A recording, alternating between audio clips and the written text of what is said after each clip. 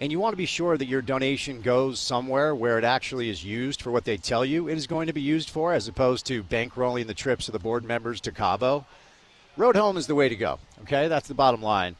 If you want to roll by and actually donate live on site, there's a way you can do that as well. But here's the phone number. It's 801-819-7300. 801-819-7300. The website is theroadhome.org. Okay, so we're going to go over kind of the initiatives that they have going on here so you guys can get to know the Road Home a little bit more. But anything that you can donate, if you have some, disposable income, if you have a little bit of a surplus in your budget and you want to do something good this holiday season, you can feel safe knowing that this is a good spot for you to donate. And when I first started coming out here, back in the day, Bill and I with the old show here on ESPN 700, I will admit to having like the complete wrong idea as far as how this stuff works. When it comes to folks that are suffering through some really, really hard times. And, really what you see when you come out here, a lot of children, a lot of families, and a lot of parents that are really just trying to get back on their feet. This isn't about giving somebody shelter for a night. Of course, they do that. This isn't about feeding somebody for one day, and they do that too. But the programs they have in place are more about helping dad find a job, helping mom find a job, helping families get back into long-term housing, and utilizing their resources and programs at their disposal to help people just get back on their feet. And there's some remarkable success stories. We're going to visit with some of the folks from the Road Home today so you can hear some of them, and maybe that'll motivate you to donate today, which is what we're looking to do on the program today and tomorrow. So again, phone number is 801-819-7300. Website is theroadhome.org. You can utilize Venmo or PayPal at The Road Home is where you can donate that. And starting, 13 minutes ago, for the 2 o'clock hour, your donations are tripled by matches from the Huntsman Family Foundation and Canyon View Credit Union. So the Huntsman Family Foundation and Canyon View Credit Union are tripling your donation during the 2 o'clock hour. So if you have $10 to give, call in and donate $10. Say you heard me talking about it so we can kind of track how our station's doing. That's not the most important thing, of course, at all. But your $10 for the 2 o'clock hour turns into $30 as a result of extremely charitable donations and the kind hearts of the Huntsman family and Canyon View Credit Center during the 2 o'clock hour today. So the Road Home, it's kind of the deal here today. 801-819-7300. Theroadhome.org is the website where you can get some more information on exactly what they have going on here. You can always stop by and say hello as well. We'll be here up until about 6 o'clock tonight. The Road Home Mediathon, where all of us are trying to kind of do the same thing, no matter who we work for, here at the Road Home today. All right, Thursday show, a lot to do. We would encourage you to continue to call in and donate or stop by and say hello out here at the Connie Crosby Family Center. In Midvale is where we're at, so we'll get you that address coming up in just a little bit. It's 529 9th Ave in Midvale. That's 529 9th Ave in Midvale. It's right off the freeway, pretty centrally located, just about 10, 12 minutes from downtown Salt Lake City. So we'd love to see you and say hello. Santa is here. Kids, stop by if you want to see Santa with his bag full of treats and presents and goodies. So Santa's in the house. All of us at the Broadway Media, radio stations, we're here in the house as well. And we're going to take you through until about 6 o'clock tonight until we make way for some Thursday night football at 529 9th Ave in Midvale. That's 529 9th Ave in Midvale, right off the freeway. And so you can stop by and donate. We'll tell you what you can donate as far as what they're looking for as it pertains to just goods, clothes and such. But, of course, looking for cash donations, looking for money donations at 801-819-7300. That's 801-819-7300.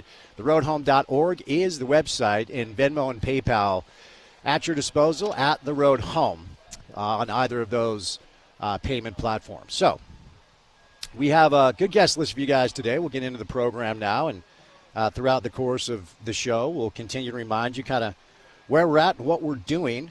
But a lot to get to. We're going to be joined by an old friend of mine and one of my favorite radio partners that I've ever worked with on any platform Britton Johnson will join us right out of the gates. We'll talk some Utah basketball. Britt, of course, a Utah legend. We'll also talk the stepping down of Coach Witt and how he has seen the institution change since he and I were students together at the U in the late 90s. So Britt will stop by right out of the gates. I referenced a really fun Thursday night NFL matchup tonight between the Rams and the Seahawks. We'll preview that game and then talk big picture NFL. We'll do a little college football playoff preview as well, as Sam Bruckhouse will join us coming up at 3 o'clock. Tulane alum, of course. Sam Bruckhouse is who I'm talking about. So we'll do some CFP and some NFL with Sam today on the program. And then Richard Smith live on site today at the road home at 3:30. We'll catch up with Smitty for an hour. The Jazz welcome in LeBron James and Luka Doncic, but Lauri Markkanen will not play. Signaling kind of a new approach for Will Hardy and the Utah Jazz that started against the Mavericks, even though they actually won the game. They weren't trying to, clearly, but they did win the game against Dallas. Looks like it's going to be young players, more or less, throughout the course of the rest of the season, as if the season ended today, and it does not, the Jazz would own the number 10 pick in the draft, which means the Jazz would not own that pick. It would go to, the Oklahoma City Thunder, who, are the best team in basketball, and it's actually not even close. So we'll see what Smitty has to say about the new rotation as it pertains to the Utah Jazz. Do a little sports court, as we always do on a Thursday. Then we'll get into the 5 o'clock hour of the program. And we will say goodnight at 6 o'clock to make way for some Thursday night football live from the road home today. Thursday night football is not live from the road home. That would be an interesting logistical situation. But we are live from the road home. It is our Mediathon that we do every single year. And during the 2 o'clock hour, your donations are tripled by matches from the Huntsman Family Foundation and Canyon View Credit Union. So a few ways you can give back. You can call 801-819-7300. That's 801-819-7300. You can go to the website, which is theroadhome.org. Utilize Venmo and PayPal if you are not able to call. At the Road Home is where you find it, and your donations will be tripled this hour. You can also stop by at 529 9th Ave in Midvale and, donate gently used clothing, items and such, blankets, coats. We're trying to help these people this holiday season. So, Britton Johnson, Sam Bruckhouse, Richard Smith, little sports court on a Thursday afternoon. Me, Spence Checketts, all of you, the great listeners, hello. How are you? Happy Thursday.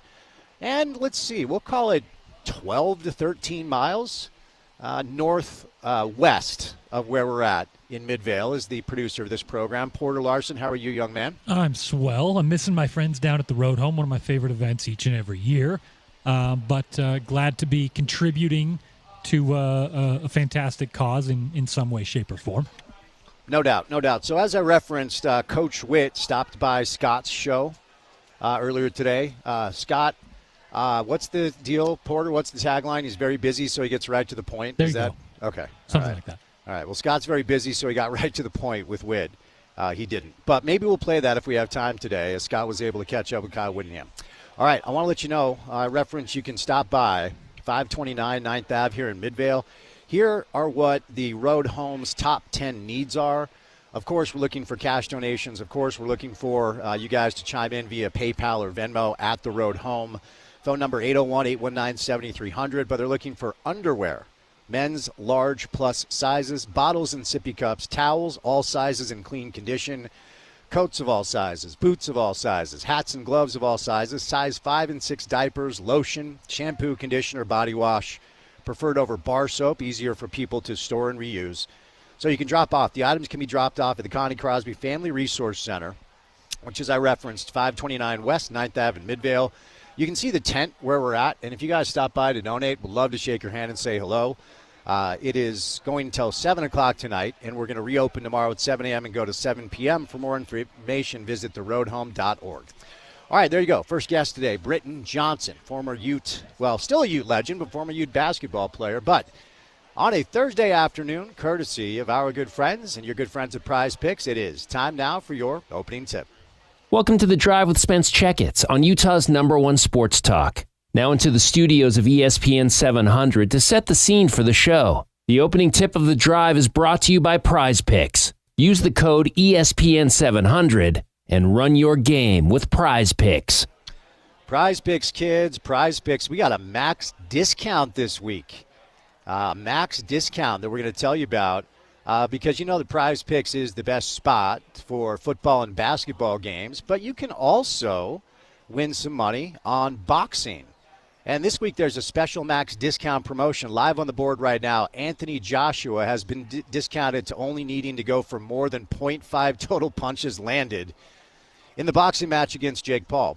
Going to be honest, did not even know that was happening, but just add another player to your lineup, and if your picks hit, you can cash in. So Anthony Joshua, discounted, only needing to punch Jake Paul 0.5 times, and if I could speak for humanity, hopefully he punches him a lot more than that. With our good friends at Prize Picks, where it's always good to be right. They have early payouts now. If your lineup gets off to a hot start, you may now have the option to cash out those winnings before the game even finishes. So a lot of action over on Prize Picks. I would encourage you to download the Prize Picks app today. Use the promo code ESPN700 to get $50 in lineups after you play your first $5 lineup. Promo code ESPN700 to get $50 in lineups after you play your first $5 lineup, because on Prize Picks it is good to be right. All right, as I referenced, Coach Witt joins Scott Mitchell today on the Down and Dirty. I think that's 10 to 11 on our station. I think that's when Scott kind of chops it up for a little bit. And so, you know, instead of reading the transcript, instead of essentially trying to speak for, you know, what Scott said or what Witt said, I would just encourage you to go listen to it and see what your takeaways were. You know, I would say the biggest portion of the conversation that may have been able to get a little traction is when Scott basically, you know, talked about what's next for Witt. And he said, look, you're not retiring. You are stepping down. And I'll just read you Kyle's answer. And also, Utah is going to hold a press conference to introduce Morgan Scalley on January the 6th, a very sacred day for all of us. Here's what Witt said about his future. Quote, well, it's a great question. What does the future hold? Question mark. I've been on the coaching treadmill for, 40 years now. And a lot of me wants to say, hey, just relax, take some time, catch your breath. But then my competitive juices are there as well. I'm just right in the process. Right now we're preparing for this bowl game, and that's our entire focus. But after that's over with, I've got some thinking to do, and I'll take a step back and take it all in and gain some perspective on the situation and then decide from there. He also talked about the transition from himself to Morgan Scalley. Quote, I'm at peace right now, and I know the program is in good hands with Coach Scalley, and the program is in a good place. And that was really my primary objective for coming back this year. I was just so disgruntled and disappointed with all the stuff we went through last year. I did not want to leave the program in that state when I left. And so I came back, and fortunately we had an outstanding year, got a great group of guys, great leadership, and we were able to get the ship back on track.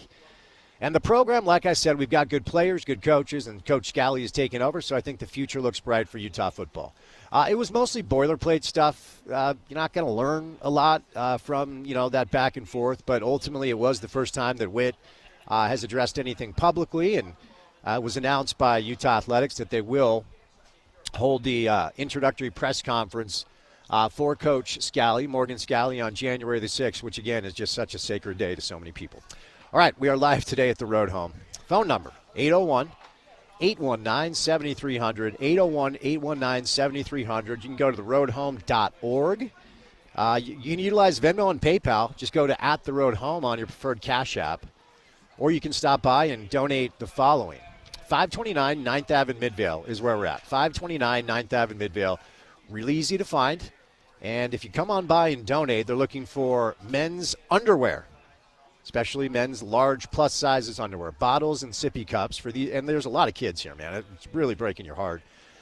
Towels in all sizes in clean condition, coats of all sizes, boots of all sizes, hats and gloves of all sizes, size 5 and 6 diapers. They're looking for lotion, shampoo, conditioner, body wash, preferred over bar soap because it's easier for people to store and use. So if you're not in a position where you have money to give and you've got some stuff maybe lying around your house, you've got until tomorrow at 7 to gather it up and then drop it off here at the Connie Crosby Family Resource Center, 529 West 9th Ave in Midvale. We'll go till 7 o'clock tonight, reopen tomorrow at 7 a.m. and go till 7 p.m. So the Mediathon is today and tomorrow. We're excited to be out here today, and we'll be back out here tomorrow here on ESPN 700. We'll catch our first break of a Thursday show. We'll bring in Britton Johnson right off the top. We got Sam Bruckhouse for some football. Smitty live on site. Busy Thursday show. And it's good to have you with us right here on ESPN 700.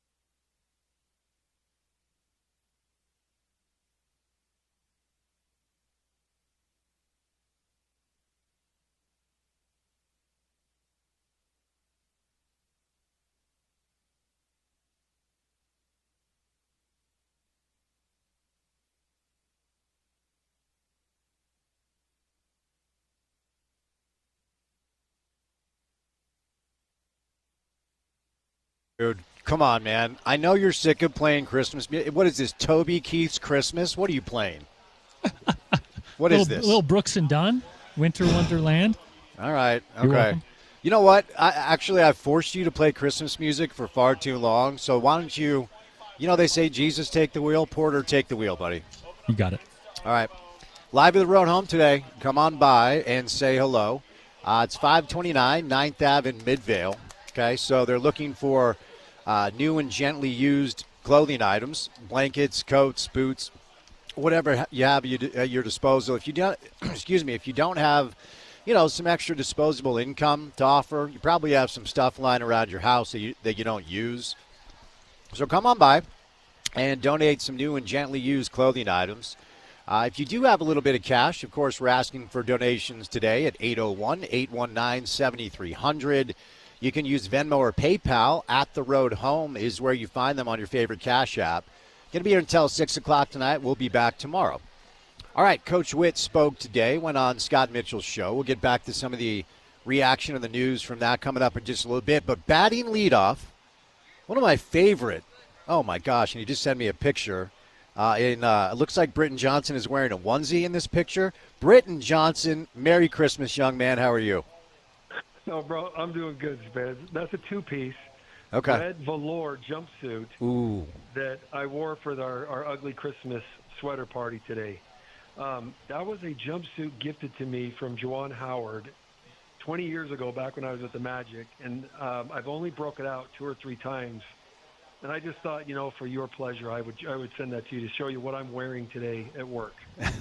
I've got to admit that I think that's dope, that I'd wear that. If I had a two-piece velour red jumper like this, I'd wear it as well. Yeah. And and the gold chain. I was going to say, what is this gold chain that you actually like? Most people have to tuck. Most people have to tuck their chain in, Britt, and you're leaving it out. What's going on? it just matches the suit. It's just part of the whole fit, man. That's all. Little festive, wannabe gangster looking Christmas outfit. I might have to send this out on social media, dude. This is a great look for you. Do whatever you got to do. Okay, brother. Well, let's start here. I wish we caught up more than once every 3 months on air, but that's kind of the deal. Yeah. So give us the latest, man. What's going on with you? How you doing? Well, I mean, first of all, congrats to you. I saw your unveiling on some social media platform where you showed that you joined KUTV, or you pulled your shirt off, kind of did a LeBron-like reveal. I made my decision. I'm taking some of my talents to KUTV, not all of them. The radio show continues, but thank you, sir. I'm very excited about it. I loved it. I didn't find it annoying at all. When LeBron did it, it was very annoying. When you did it, I was nothing but happy for my boy. And what am I up to, man?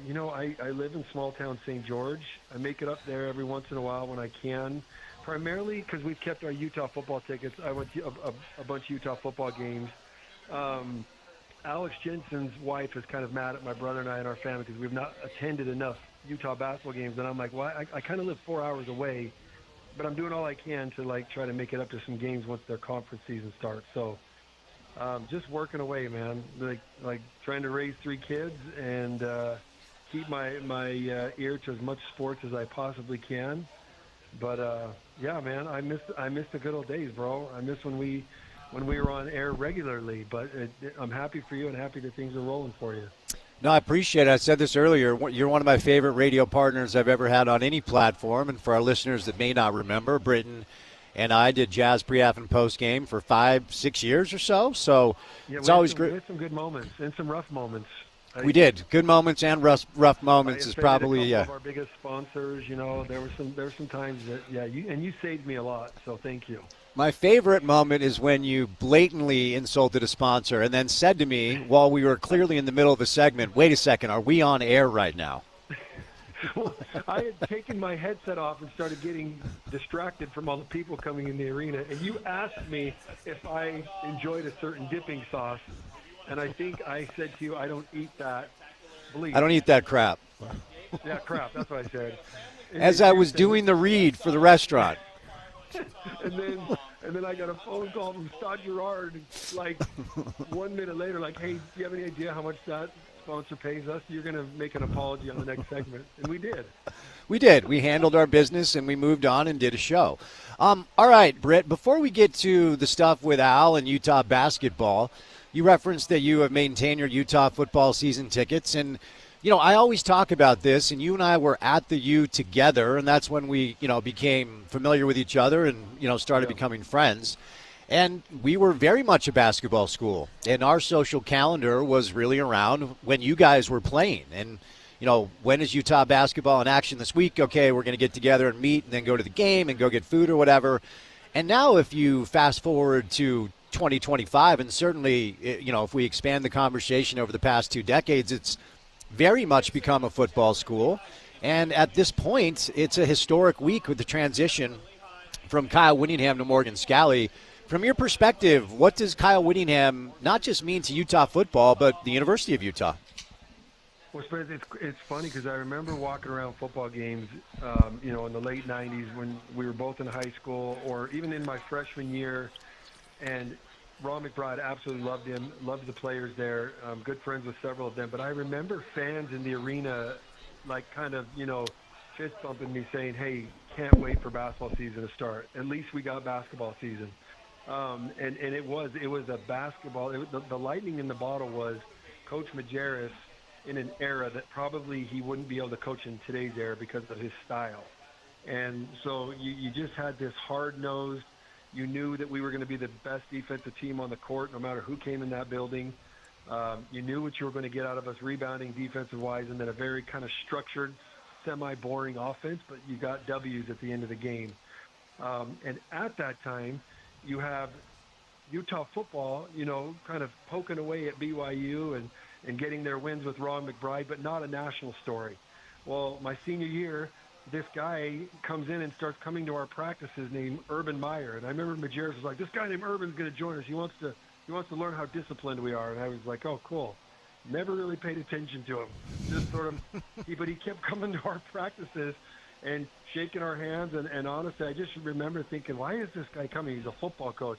Well, that's Urban Meyer for you. He's in Salt Lake, and he's like, I want to be around winning. I want to be around discipline. So next thing I know, the weight room changes. They go from kind of like Coach McBride walking in, chilling with everybody, to the weight room changing to this disciplinary program of, they had like 45 minutes on the clock, a team waiting in the side. They'd come in, a horn would blow, everybody would shift. Well, how cool is it while that discipline is happening, Urban Meyer recognizes a guy named Kyle Whittingham needs to be a part of this. Yeah. Doesn't say I'm starting over my own kind of like Army squad with my own people.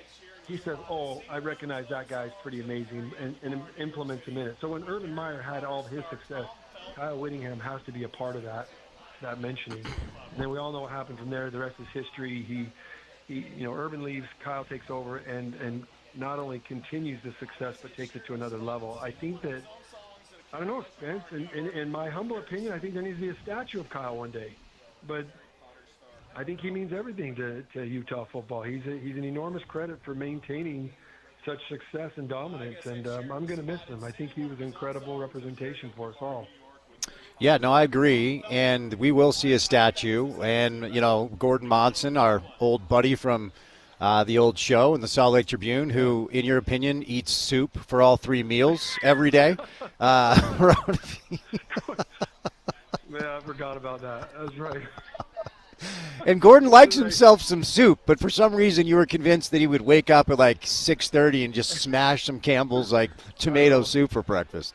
Yeah, Gordon eating soup just seems like a normal, American day to me. Oh, man. But anyway, Gordon wrote about the idea of naming the field after him, so it would be Kyle Whittingham Field at Rice-Eccles Stadium. But we've kind of run into this really interesting dynamic here where he's not retiring, he's stepping down. And there have been multiple reports that he is interested in continuing to coach. And he spoke today for the first time with Scott Mitchell during the 10 o'clock hour on the station. And basically, look, I mean, he said what you would expect, which is they're preparing for the bowl game, and that's number one right now. And then after the bowl game, he's going to take some time to decide what's next. And, you were a professional athlete. You played pro basketball. You played NBA basketball. And I know it's different when you step aside as a coach. But what sort of insight can you share when suddenly something you've done for so long is over and you're trying to figure out what's next? Well, I'll tell you, Kyle Whittingham's not exactly walking around with a cane, right? The guy still rides Harley motorcycles. He looks like he's in great shape. I think Utah football fans and I think all fans do this, when you've seen something that's sort of the exact same thing without obviously reaching the end goal, which is a national championship, you play that game in your mind. Could we move on? Could we be better somewhere else? And so I don't think anybody's not going to end up loving what Kyle did for us, but there's definitely murmurings of, hey, maybe it's time for something different. Maybe it's time for Morgan Scally.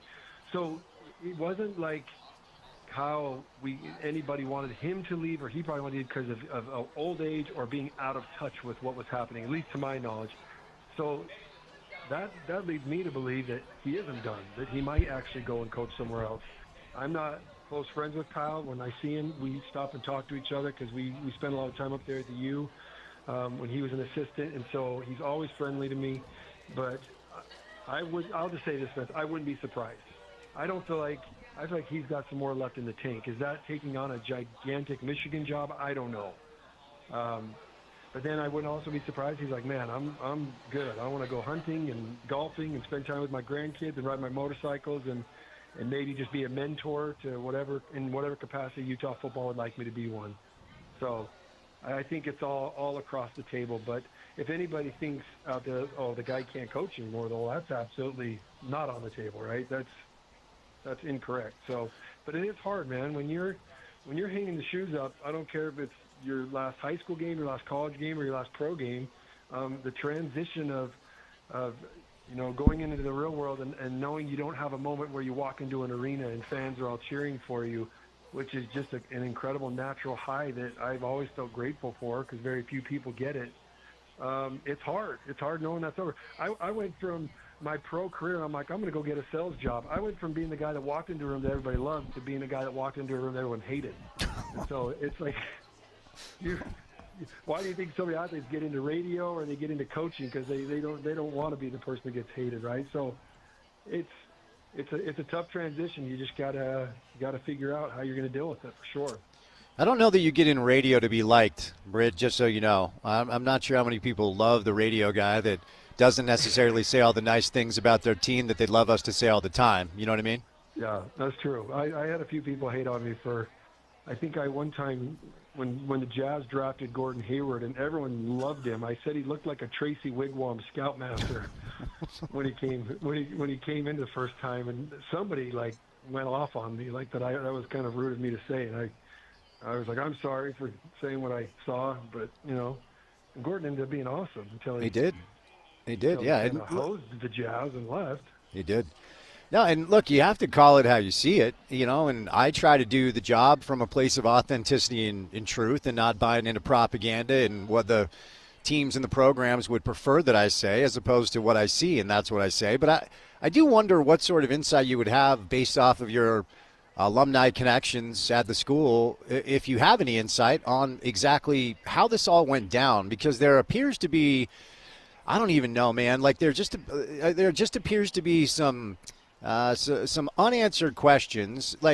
There's no way, and I didn't feel this way last week when the news broke, but I feel this way now almost a week later. Tomorrow will be 1 week since the news broke. I don't think Witt wanted to step down. I don't think he wanted to leave. Now, the ultimate reality is that's not really your call when it comes to – there are very few coaches that can simply call all of their shots. Now, you would think if there is one, maybe Kyle would be one, but you hear a lot of dude, let me be clear. I would completely understand from Morgan's standpoint if he's like, what is the deal? Okay, I was the coach in waiting for 3 years, then I wasn't, now I am again. You slashed my salary, and I thought this was happening a couple of years ago. It'd be one thing if Morgan was content just being a coordinator. He wants to be a head coach, and he has had opportunities to leave to take jobs, head coaching jobs. He's had opportunities to leave to take premier coordinator jobs. So I can get it if Morgan's kind of running out of patience, but I'm now in the space. I'm going to stop short of saying forced out because I think that's too strong of a phrase and language that's a little too aggressive. But I'm starting to feel like this was not something Kyle wanted. Do you have any insight into any of this? I don't have any insight. I really don't. I just kind of have assumptions. And look, I think for sure, Mark Harlan came here to sort of make his mark and get those signature hires. And so far since he's been here, right, Kyle's been Kyle. And now he's being told, well, the next person in line is Morgan Scally. And and that doesn't have an athletic director's thumbprint on it, right? Because they're trying to leave their legacy behind. Because look, when you think of Chris Hill was the guy that found Rick Majerus and had a team that went to the national championship, went to 3 or 4 Sweet 16s and Elite Eight. Mark Harlan, I know a lot of people kind of were nudging him and I don't want to say begging him, but telling him, you need to hire Alex Jensen. And that's another kind of down the street, homegrown guy. And it's not this gigantic, I found this guy, this Rick Pitino out of nowhere, this Calhoun kind of type coach out of nowhere. It was Alex Jensen down the street. We all know how great Alex is. I'm just saying, I don't know if that's what it is, and that's where he's sort of looking now to make his big mark of a coaching hire in football. I don't know. I know this much. I thought Alex should have been hired 8 years ago, a little later than what he was hired now, and he's in a rough position right now, a very difficult position. Needs definitely some time to get things figured out. But yeah, Spence, my thoughts on it are all assumptions. I wish I had some more insider knowledge, but when you move down to small town St. George, you kind of lose touch a little bit, Yeah, no, I get it. And I certainly would never want to put you in a bad spot either. So I just completely out of curiosity. Before we get to Al and the basketball program, I don't know how well you know Morgan. He's a little bit younger than we are. He's 45, 46. He was a freshman, I think, my junior year at the U. And so I've known him forever. I'm a big fan. I think he's a great guy. I think he's a high-character guy. Well, I know that he is. And he has made his name as a elite recruiter, and certainly if you're the defensive coordinator at Utah football for nearly 2 decades and your mentor is Kyle Whittingham, you're going to know a thing or two about coaching. So it feels to me that this was a natural transition, and Morgan is ready for this challenge. What do you have to say about the new coach for the Utes? No, I mean, listen, when you can get somebody that's that's been in the trenches as a player, and then spend as much time as he has on the sidelines, right? Conducting the defense and being involved in so many in-game decisions. I mean, I don't know where you go wrong. I don't know what more I can really say on that other than I'm confident that he's ready to roll. All right, now let's move over to the basketball program, and I have been shout out Natalie. She's mad at you and Jeff for not going to games. We love Natalie. We love Alex. We're big fans of the Jensen family on this station, and if you don't like Alex, that's a you problem. I've said that for a number of different years, and obviously he was your teammate.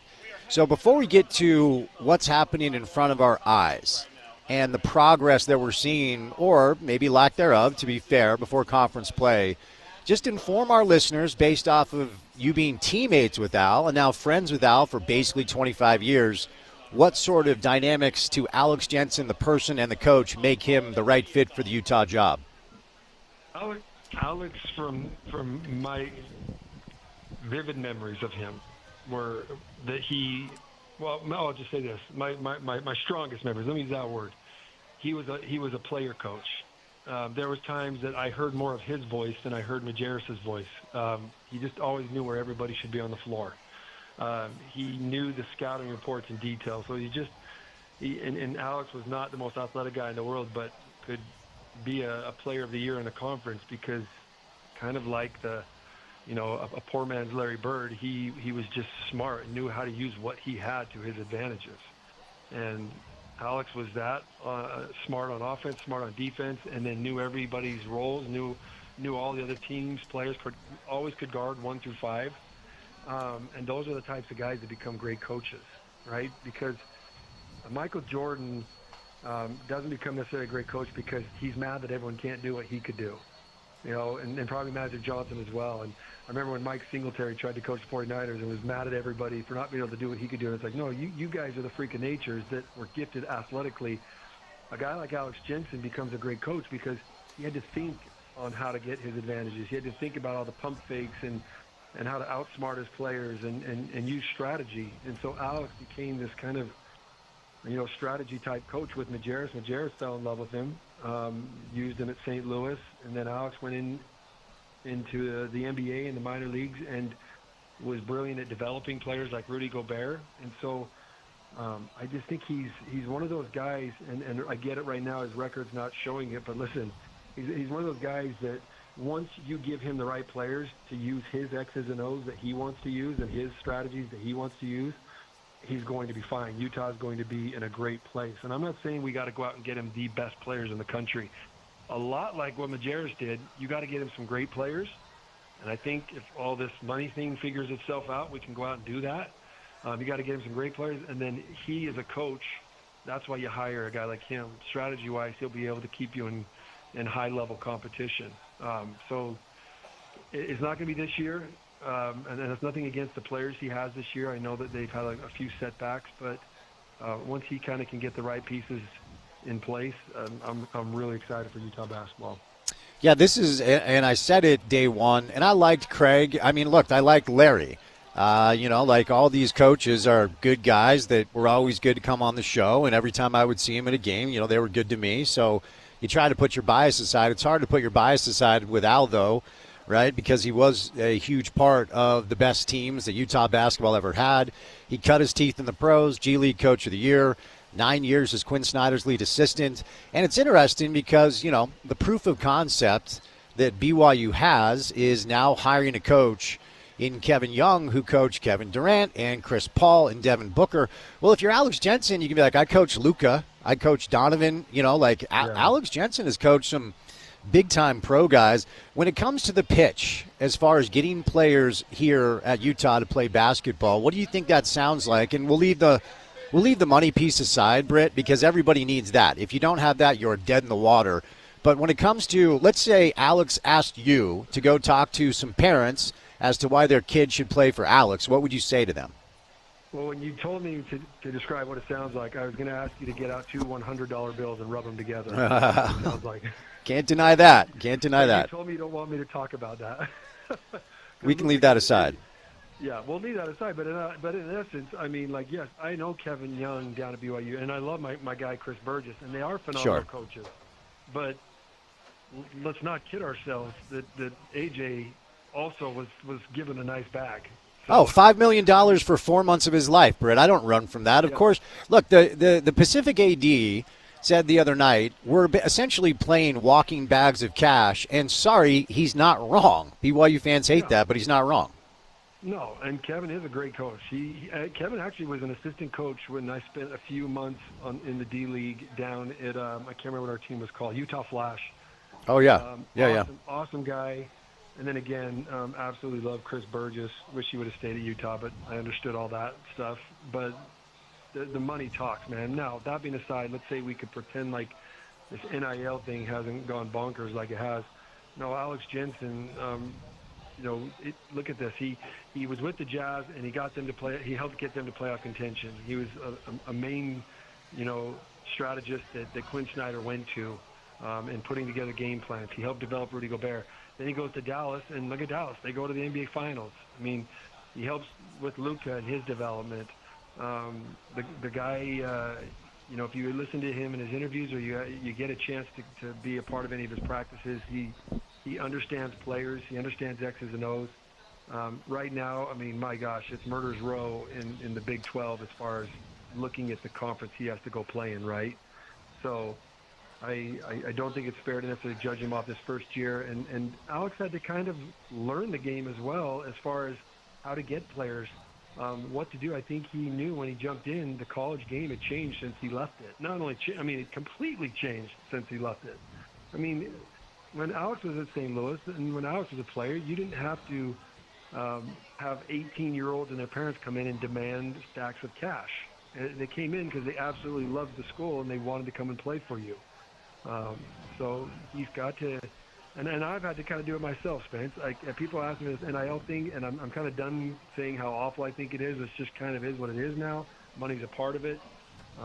But yeah, if there's that kind of player that isn't getting that national spotlight yet or the big money because they haven't quite developed, Alex is going to find that type of guy. Look, I'll tell you right now, Hano and Mike Doliak were those guys. They had zero offers. Mike Doliak had Portland, and he came in and got developed by really good assistant coaches in Donnie Daniels and Jeff Judkins and then Majerus himself. So we're going to have to, at Utah, find those type of players, right? Not easy to do, but we're going to have to find those type of players, probably in the transfer portal or, a player that got passed up, and you can figure out a way to develop them and pay them and keep them on your team. But as far as just the coaching stuff, the X's and O's, there couldn't be a better person to be at the head spot up there.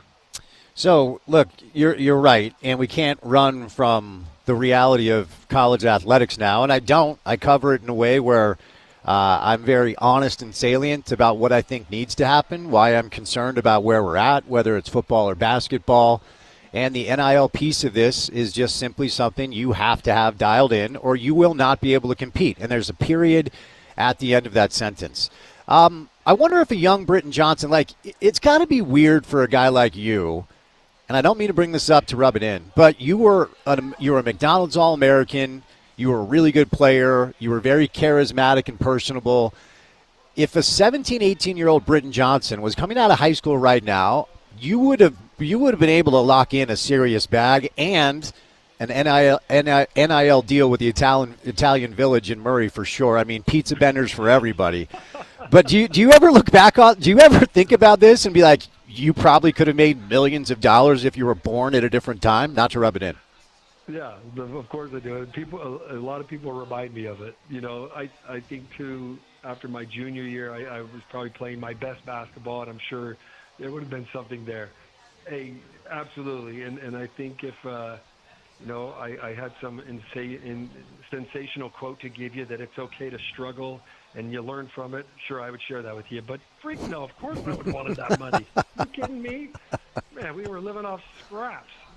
I was at the U when we were paying back money because we had all these NCAA violations of eating too much pizza and hot dogs. Oh, that's right. That's right. At practice. Are you kidding me? And Oh, I'm watching guys that average 4 points a game transfer to Clemson and sign $700,000 contracts. Yeah, I mean, it would have been fun. Sure, it would have been fun. But I'm okay. I sleep at night. I'm not waking up in cold sweats, except for when I think I'm in the middle of a practice with Majerus and he's squatting on me. Those are my nightmares. Not that I would have had a ton of cash back when I was a young kid, but it would have been fun for sure. I would have bought you a couple steak dinners, that's for sure, Spence. I would have appreciated that. But and look, I don't want to put you in a bad spot, so handle this however you want. Do you think Al's getting the support he needs in that direction to build a roster right now? Oh, I think he needs more. We'll say that. He definitely needs more. And if this whole thing, I don't know actually what the latest is with this whole private equity thing, Spence. I haven't heard if this is going to go through or not. I've just kind of been glimpsing and hearing things about it, so I'm sure you guys have mentioned it on your show. But if that goes through and he's got the ability to spend some money, I'm sure he's going to get all the help he needs according to that thing. But he's got to find some pieces and start obviously winning games up there, and that's going to attract more people. I wish fans would just come and fill that arena up. I mean, I can't be the hypocrite and say go to the games because I'm down here in St. George and I can't make it up there very often. But no, I think he definitely needs more support for sure. The arena needs upgrades, dude. Thanks for the Little Caesars cheese pizza and Costco hot dog for $27. The Huntsman Center badly needs a facelift, bro. Yeah, we need some better amenities in there, that's for sure. But we're going to get some W's. But there is big plans, right? I thought rumor had it they are going to build a new arena. Before I set you loose, we were talking about some of our favorite Britain stories the other day, and I will never forget, for all you husbands out there, when you come home from work and your wife gives you some honeydews, and she's like, hey, I need you to change the light bulb, or I need you to take the garbage out. Britton Johnson had the ultimate honeydew assigned to him by his wife. And I'll never forget when you told me that you came home and Lindsay was like, hey, I need you to make the NBA, please. You're like, and you did. You did. That's the best part of it. Yeah. Yeah, she asked me to do that. I was like, oh, okay, is that all? Is there anything else? And I mean, listen, man, I tipped my toes in the water of the NBA. Yeah, you did. It would have been a longer career. I wish the knee would have held up. I wish you dunked on LeBron. You dunked on LeBron. Yeah, I tell people that's my one-hit wonder, man. That's like my Vanilla Ice moment, my Ice baby, because that gets brought up to me all the time. I had some dude in the store the other day come up to me, kind of an unkept-looking heavy fella, and he looked at me right here. He goes, "Do you remember when you dunked on LeBron?" And I was like, "Are you mimicking Chris Farley right now? Like, you thought I forgot that?" It was like a funny moment. I was like, "Yeah, I actually do remember that. That one hasn't left yet." So Rules, man. Well, look, always appreciate your time. Love to you, Linz, and the kids as always. Happy holidays, bro. Reach out if you need, okay? Same to you, man. Thanks, Spence. The legend, Britton Johnson, Ute legend for Rickman Jarris during those great runs back in the day. Always appreciate Britton's time as we broadcast live from the road home today. Here's the deal. Give him a call at 801-819-7300 to donate. If you have some extra cash lying around, maybe you had some, good year where you have a surplus in the budget or what have you, 801-819-7300. You can go to theroadhome.org as well. Venmo and PayPal available if you like the cash apps at the Road Home. If you do not have extra cash to give, there's a good chance you have extra things lying around the house that they badly need. Okay, so here are the top 10 needs for the Road Home this holiday season. Looking for new underwear, men's large sizes and up, bottles and sippy cups. There are a lot of kids around here that need to be taken care of. Towels, all sizes, in clean condition. Coats of all sizes, boots of all sizes, hats and gloves of all sizes as the weather gets cold. Size 5 and 6 diapers, looking for lotion, shampoo, conditioner, body wash, preferred over bar soap because it's easier for people to store and reuse. You can drop off any of those items at the Connie Crosby Family Resource Center, which is where we're at today at 529 West 9th Ave in Midvale. Going to be here until 7 o'clock tonight. They'll reopen tomorrow at 7 a.m. and they'll go to 7 p.m. So we're looking for donations today for our friends at the Road Home. 1 hour down, 3 hours to go. We'll switch gears and do some college and pro football with Sam Bruckhouse coming up next on a Thursday Drive on ESPN 700.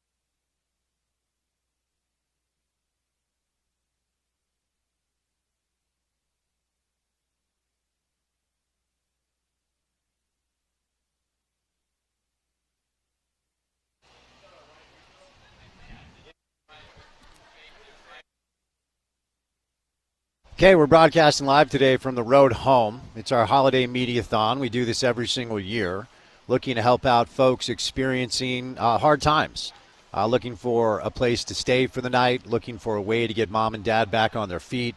We have started the 3 o'clock hour today, so your donation will be tripled by matches from the Huntsman Family Foundation and J. Wilcox Sales Company. So if you only have $10 to give, that's fine. Just call in and donate $10. Turns into $30 this hour. If you have more to give, of course, please do that. We would appreciate it. Here's how you donate. The phone number is 801-819-7300. The website is theroadhome.org. If you prefer Venmo or PayPal, you can do that at the Road Home for your favorite cash app. And the up-to-date total, we have raised $284,000 so far, and we're about almost 30% to our goal. So keep calling in, and if you mention that you heard me talking about it and you donate under our station, I'll give you a shout-out. They'll bring over your name, and I'll just say thank you on air. If you don't have money to give, okay, they're also looking for new and gently used clothing, goods, towels, coats, boots, hats, size 5 and 6 diapers, lotion, shampoo, conditioner, body wash, preferred over bar soap because it's easier for people to store and use. If you want to drop off your donation, we're at the Connie Crosby Family Resource Center at 529 West 9th Ave in Midvale. Santa is in the house with a bag full of goodies for the kiddos out here.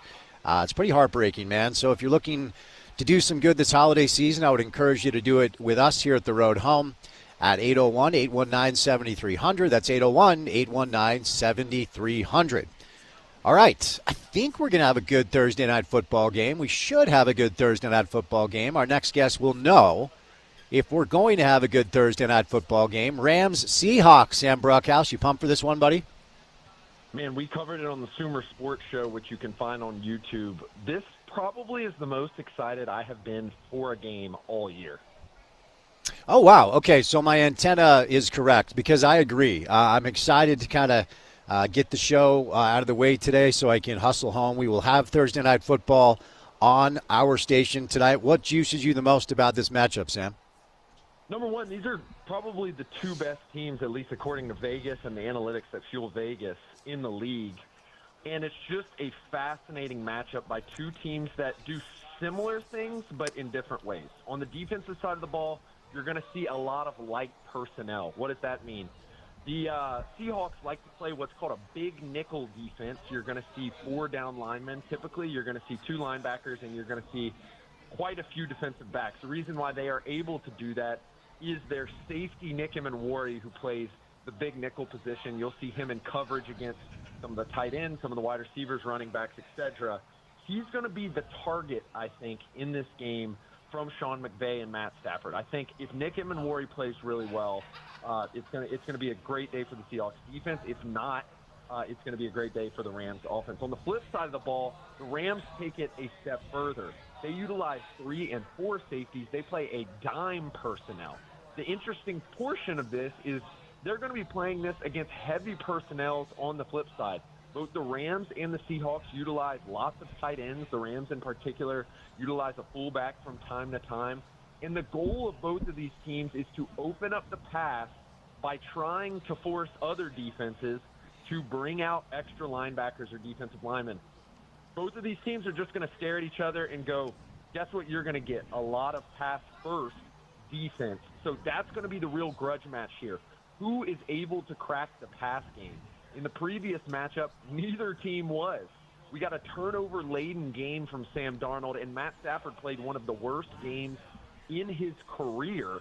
We're going to really see if either team is going to be able to get it going in this game today. So who do you like and why? I mean, the line is 1.5, so it's just going to be a battle. But who do you like tonight and why, Sam? There's one true weakness in this matchup, and it is the running game of the Seahawks. They have been unable to get it going the entirety of the year. Despite that, they continue to run at one of the highest rates over expected of any team in the league. I think the buck finally stops here. I do not think the Seahawks are going to be able to run. If their first and second down run rates in the early portion of the game continue to be high, I think their offense is going to stall out regardless of how Sam Darnold plays, and the Rams just simply do not have a weakness like that at all. I like the Rams in this game. A lot of weird off-the-field stuff. Both of these teams are coming off pretty difficult Sunday night games. It's going to be in Seattle. It's going to be loud. I've been outside of that stadium and the ground was shaking. So it could really be either way. But if you're really going to look at it analytically, the Rams have less weaknesses in this matchup. Tell me what the dynamic of it being in Seattle means. I mean, Lumen Field, when it comes to the weather up there, it's like, okay, if it's nice now, wait 15 minutes. What sort of dynamic does the venue bring into play, Sam? Yeah, I think it's very simple. We've seen Matthew Stafford absolutely eviscerate teams, except for the Seahawks, in indoor environments this year. When you got a bordering on 40-year-old quarterback, those environments can really get things interesting. We've seen Sam Darnold be able to play well in outdoor environments throughout the last 2 years. So I think it really comes down to Stafford facing that nasty Mike McDonald defense. I think that's going to be the main impact. The little difference, though, is I think the Rams are going to trot out a lot of 13 personnel. There's going to be 3 tight ends. They're going to use those tight ends and wide receivers, all who have the same kind of number range, to try to confuse the defense of the Seahawks. There's going to be a lot of play action, a lot of motion. I think that's how they're going to try to get Stafford out from under the barrel of this defense. But, I mean, that is a nasty environment, and especially if that defense gets a turnover or 2 early, especially given Kyron Williams has had fumble problems in the past, I think that the 12th man literally could be the tilt in this game, and this is one of the rare environments where that could be had. Does look like they're expecting some rain up there, too, so we'll just kind of have to see how that goes down. All right, a wild weekend. Before we continue to look forward, let's look back a little bit. If you're a Kansas City Chiefs fan, life has been really, really good for a long, long time. And, it reminded me, Sam, a little bit of when the Warriors played the Raptors in the finals after winning a bunch of championships and being the best team in pro basketball for basically 7 years. Durant tears his Achilles, Clay does his knee, everybody got hurt, and it was like this meteoric rise that just was a really stark fall. And not only is Kansas City out of playoff contention, now Pat Mahomes is rehabbing an ACL. So your thoughts on what's happening in Kansas City and what you think comes next? You took my analysis, Spence. I was literally going to say, I know it's basketball country out there in Utah. Mm-hmm. I came up in the basketball world, and I was going to say it's exactly like the rebuilding year where the Warriors were able to get under the tax. They bring Steph back the year prior. They add some other weapons, and all of a sudden they're a title contender again.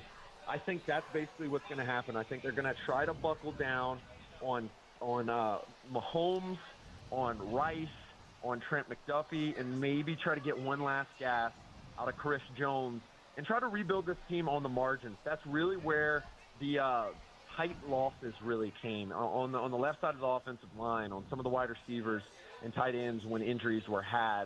I think this is going to be a rebuilding year for them. I wouldn't be shocked if they sneak into the playoffs just because of the way this team has operated in the past. I'm talking about next year. I think this year it's kind of done for them. But I think you take a look at this team, you take a look at what it's going to take to get the team in a correct standpoint to win if Mahomes is to come back next year. And regardless, I think that's the right way to rebuild this team. You try to add impact players through the draft at key premium positions in a way that you haven't necessarily tried to do in previous years, trying to build a championship team. And thus, this could be kind of the refocus of a Chiefs dynasty that is a little reminiscent of the Matt Castle year when Tom Brady went down with a torn ACL, where, they started to taper off, weren't really making playoff runs. We haven't really necessarily seen that with the Mahomes Chiefs yet, but sure enough, some of those young guys start getting going. Gronk, Edelman, 2-3 years later, they're back in contention. What does the Micah Parsons injury mean for what the Packers could potentially do or not do the rest of the year? Yeah, now this is fascinating, and better yet, we have a matchup on Saturday that's going to put it in stark relief. Really, the player who was able to shut down Caleb Williams' scrambling and work outside of the pocket was Micah Parsons, and he was in a unique standpoint to do that. Remember, Caleb Williams this year has been one of the most athletic quarterbacks, according to our tracking data, in the league. well in excess of what he was showing at USC. We have him as one of the fastest quarterbacks, one of the most agile quarterbacks, and he has dropped his sack avoidance down from his year one way down. So he's avoiding sacks at a high level, and he's doing it with speed. The equalizer for that in the last game was Micah Parsons. Micah Parsons' cheetah-like ability to track him down sideline to sideline was really what made him uncomfortable. He hit on some big throws at the end of the game, but really he was looking over his shoulder the entire time. I think this game comes down to two people, and that's Quay Walker, the linebacker, and Edge Cooper, the linebacker from the Green Bay Packers. A lot more is going to be asked of them. They were able to get it done for the most part last year. This year they've had a little easier job. I think they have to emulate a little bit of that Parsons role while also playing their normal off-ball linebacker role. I think if Jeff Hafley utilizes them in a unique way, I still like the Packers in this game. But this Micah Parsons injury is going to have long-term effects because they don't have the one player who can just equalize the entire team anymore. So a lot of Broncos fans around here. It's Broncos country in a lot of ways, and they've won 11 straight football games, and I haven't seen Bronco fans this excited for a number of years. I know some people believe it's been a little bit smoke and mirrors, but if you win 11 games, Sam, you win 11 straight games, what are you willing to say about what you think Denver can do the rest of the way? Yeah, I think this has been one of the biggest stories of the year. We've been seeing discussions about how the transfer portal and NIL is not developing quarterbacks enough. Well, we have a guy in Bo Nix who we talked about going back 14 weeks ago, Spence, about how he was the weak link of this team, and if he was not able to at least make a little bit of improvement each game, that it could be an interesting year for the Broncos. Well, sure enough, he's been in the lab with Davis Webb, the quarterback coach from the Denver Broncos, under the tutelage of the excellent head coach Sean Payton, who unfortunately left my beautiful New Orleans Saints years ago. And he's been able to make incremental progress. I still think when it really comes down to brass tacks, he's probably still around a league average quarterback. But when you have all pros across your offensive line, I love how Mike McGlinchey has played. I love how Garrett Bowles has played. I love how Quinn Miners has played. And you got basically a Pro Bowl defense at every position. When you're able to make that incremental progress, it looks good. We saw it kind of pop up last week. Cortland Sutton, we discussed that matchup last week. He ends up with over 30% target share in the game. They're able to make some big plays. Bo Nix is able to give him the ball, avoid negative plays. And I think that formula is going to keep moving forward as the playoffs come. The problem is there's a lot of good AFC teams out there. The Patriots and the Bills had an absolute slugfest. I think right now both of those teams probably are as good as the Broncos, if not slightly better due to their quarterback play. And there's a lot of other teams that are just lurking in the background. The Houston Texans and a nasty defense that could give Bo Nix some problems. The Jacksonville Jaguars, two excellent edge rushers in the offense coming into his own. The AFC is going to be interesting, but I think the Broncos are solidly in the top tier. Now, note that top tier is slightly lower than that Seahawks and Rams top tier in the NFC this year, in my opinion. So it's not breaking news that Josh Allen's really good and the Bills are really good, but the Patriots have been, I think along with the Broncos, maybe the biggest surprise in pro football. And I'm watching that game and they're smoking them. It's a 21-point gap. And then, Josh Allen, the Bills, James Cook had a great game. They just kind of keep going. And then the second half, 28-7. What'd you make of the way the Bills rallied back to beat the Patriots? Yeah, I think the young buck got sunned, as I like to say. You got the 2-year veteran versus the multi-year veteran MVP. Josh Allen just stared at him and said, I'm better than everybody. And that's why he's the MVP. That's why he's one of the best players in our Sumer scores year after year. That's why he's going to be a Pro Bowler, potential All-Pro this season. And that's why he, year after year, is atop the league in expected points added per play, because he can do it with his arms and with his legs. And I think when it really comes down to it, especially in these cold environments that we're starting to get through the playoffs, it's going to be very difficult to stop Josh Allen. He's a tank. He's won game after game after game by himself. I do have concerns about a lot of pieces on their offense, but Joe Brady has put together an offense, speaking of Sean Payton tutelage, that relies on a power run game, and then when it comes down to it, lets Josh Allen be Josh Allen and make plays. And I think that's what happens when you have a good process, despite being down to a pretty good team Josh Allen can bring him all the way back. I think Drake May has to show that second gear, but he's only in his second year, man. You got to learn from the best, and I think you learned from the best against Josh Allen. Got to ask you about your boy Mike McDaniel, Miami Dolphins, and then Zach Wilson played his college ball here in state at Brigham Young, and a lot of people just thought he was Tua's backup. Well, he's not. He's Quinn Ewers' backup now. Surprised they went Quinn Ewers over Zach Wilson? Yeah, it's a tough call. And I think we haven't seen Mike McDaniel have a ton of success with backup quarterbacks. That being said, he has been able to drag teams to some wins with Tyler Huntley or Skylar Thompson or Teddy Bridgewater, some of these other guys who have played for them over the years.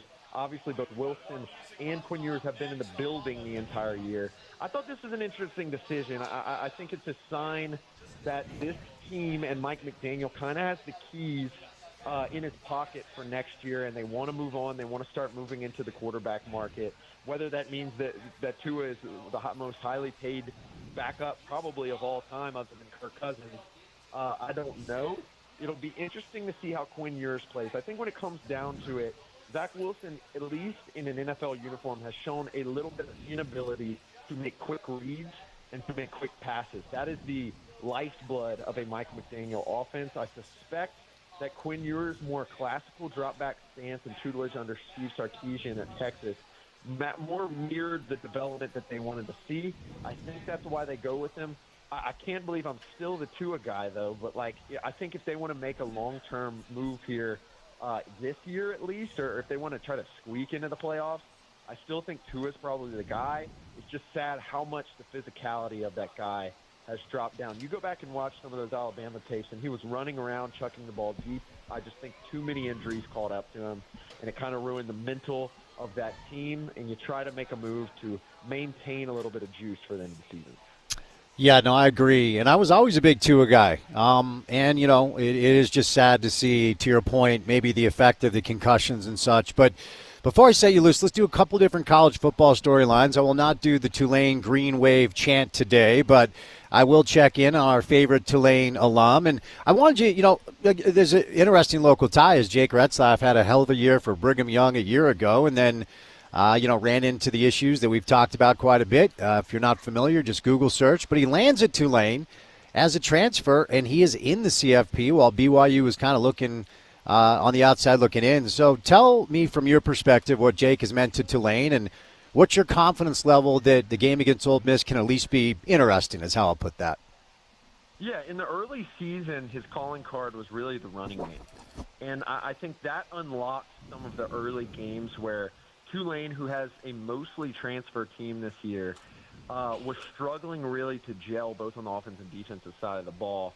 And Retzlaff's legs were really able to get them over. Injuries kind of hit him around the Memphis game, so around middle of the conference play.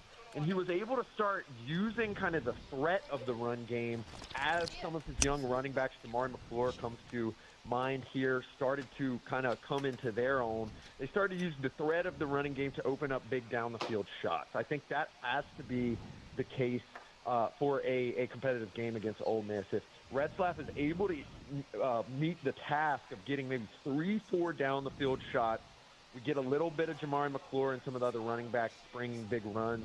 We keep it close. I think that's very key. The big problem is I have no idea what this Ole Miss team is going to look like. They could come out and be the most unorganized team of all time. We may get good quarterback play. Who knows where Trinidad Chambly is going? There's so many questions right now about this Ole Miss team. I just have it's a big question mark, and especially for a team that has struggled to stop the run. And that's not necessarily Tulane's strength anyway, running the ball, at least on the season-wide. They've done it a lot better in past weeks. When you struggle to stop the run, a couple of explosive runs can set a game awry in college football. And so I think if you're able to get explosive play-action passes, explosive runs from the Tulane offense, it could get a little interesting in Oxford. All right, last thing, Sam, and I'll set you loose. We've had a historic week around here as we are the home of Utah football, and there will be a new head coach starting next season named Morgan Scalley. But the question I have for you, I always like to get the perspective of somebody who isn't from here but also knows the college football landscape. When I say the name Kyle Whittingham, what comes to your mind? I think Utah had the strongest identity of any program especially in the NIL era.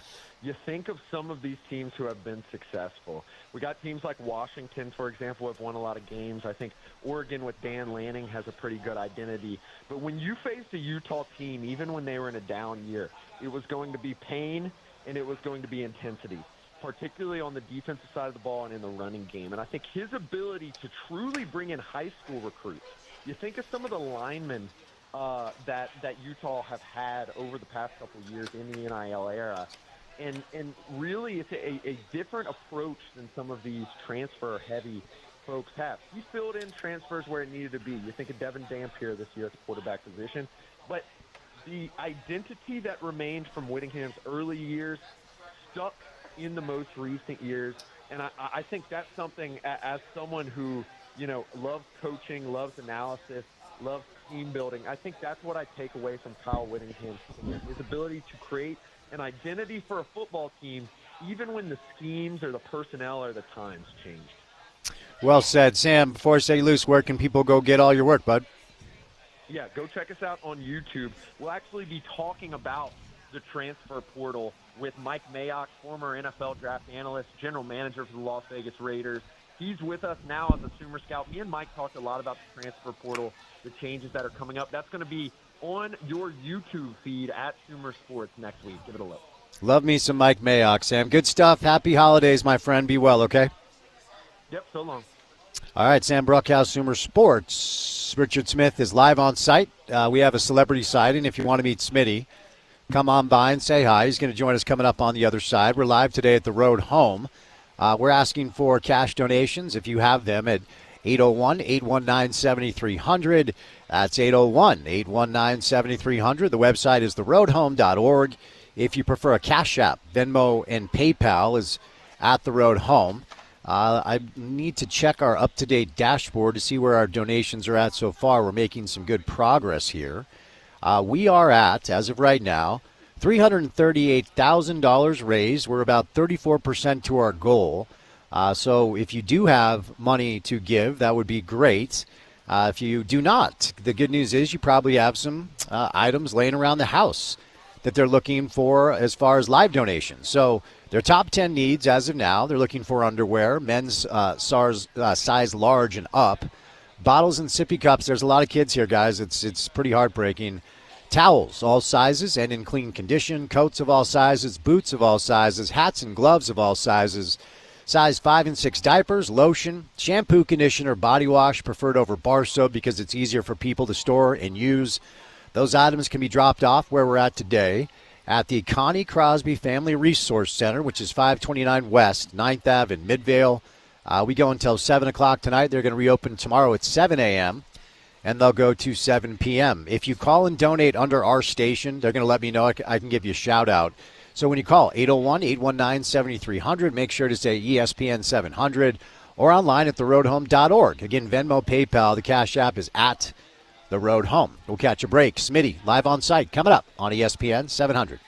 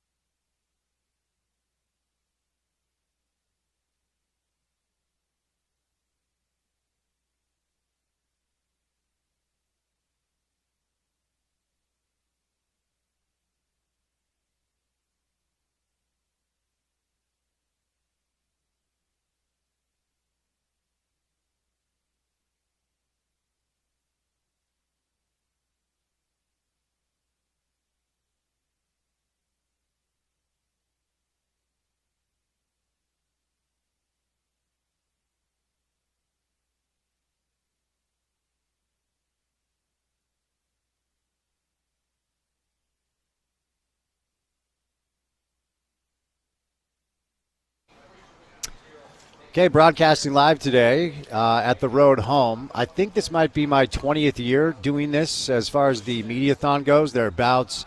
One of my favorite things we do all year, and if you're looking for a way to give back this holiday season, you know, some of the nonprofits, I'm using air quotes, you're like, wait, why are you, I'm donating money, and now you and the board of directors are in Europe all year. If you want to know that your money's going to where they tell you it is going, this is a safe place to give your money, and you will make a tangible difference. This is about getting families back on their feet. It's about helping mom and dad find employment. It's not just shelter for a night or one meal, but they do that too. 801-819-7300 is the number to call.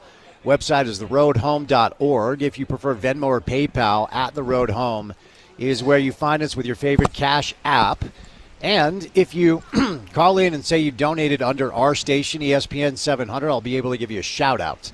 Live on site at The Road Home, Richard Smith, the legend himself. Hello, Smitty. How are you, sir? Spence, I'm doing great, and I appreciate you having me on at a time when we're always able to come out here.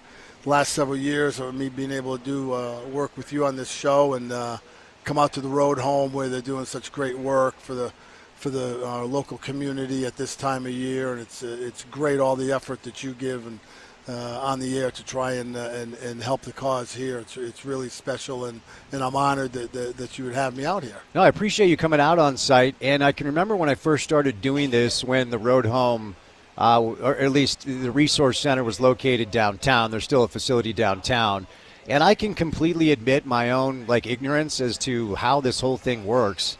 I just think, without understanding, maybe just the assumption is these are, you see a homeless person experiencing homelessness, as I think is how you say it these days, downtown, out of his mind, and you're like, okay, we're just trying to take care of it. And those people deserve to be taken care of too. Let me be clear. I think mental health is the real actual emergency in our country that we ignore.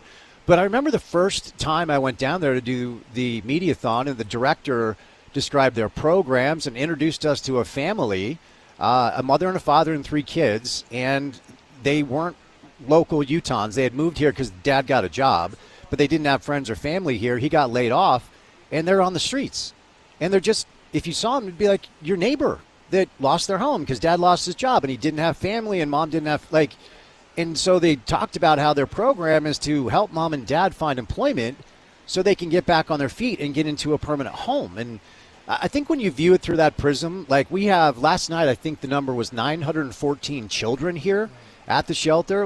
It really helps you understand how life can be really, really cruel, and good people just fall on hard times and do what you can to try to help them, I guess is how I'd say I think that's a good way to say it, Spence. I think a lot of the times we just make an assumption when we see someone who's down on their luck that it's something of their own choosing, a road that they chose to go down, whether it's the use of drugs or alcohol or not having the ambition to have employment and to take care of themselves. And you really forget that a lot of the people are affected by circumstances beyond their control, and that they're trying to recover from something that happened to them rather than something that they caused of their own volition, and so all of those people need some kind of assistance and help in getting back on their feet. And it always reminds me that whenever you see someone in this kind of a situation, you never truly know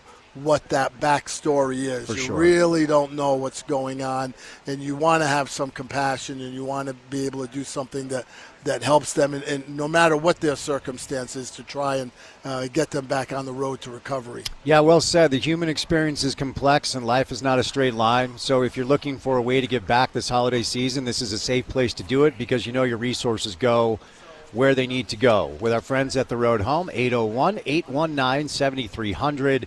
Venmo, PayPal, at the Road Home is where you find us. All right, we're going to start with, we were just talking off air, and we'll get into some basketball stuff, and I also always love to get your opinion on the news of the week, and of course the news of the week is a historic week for Utah football.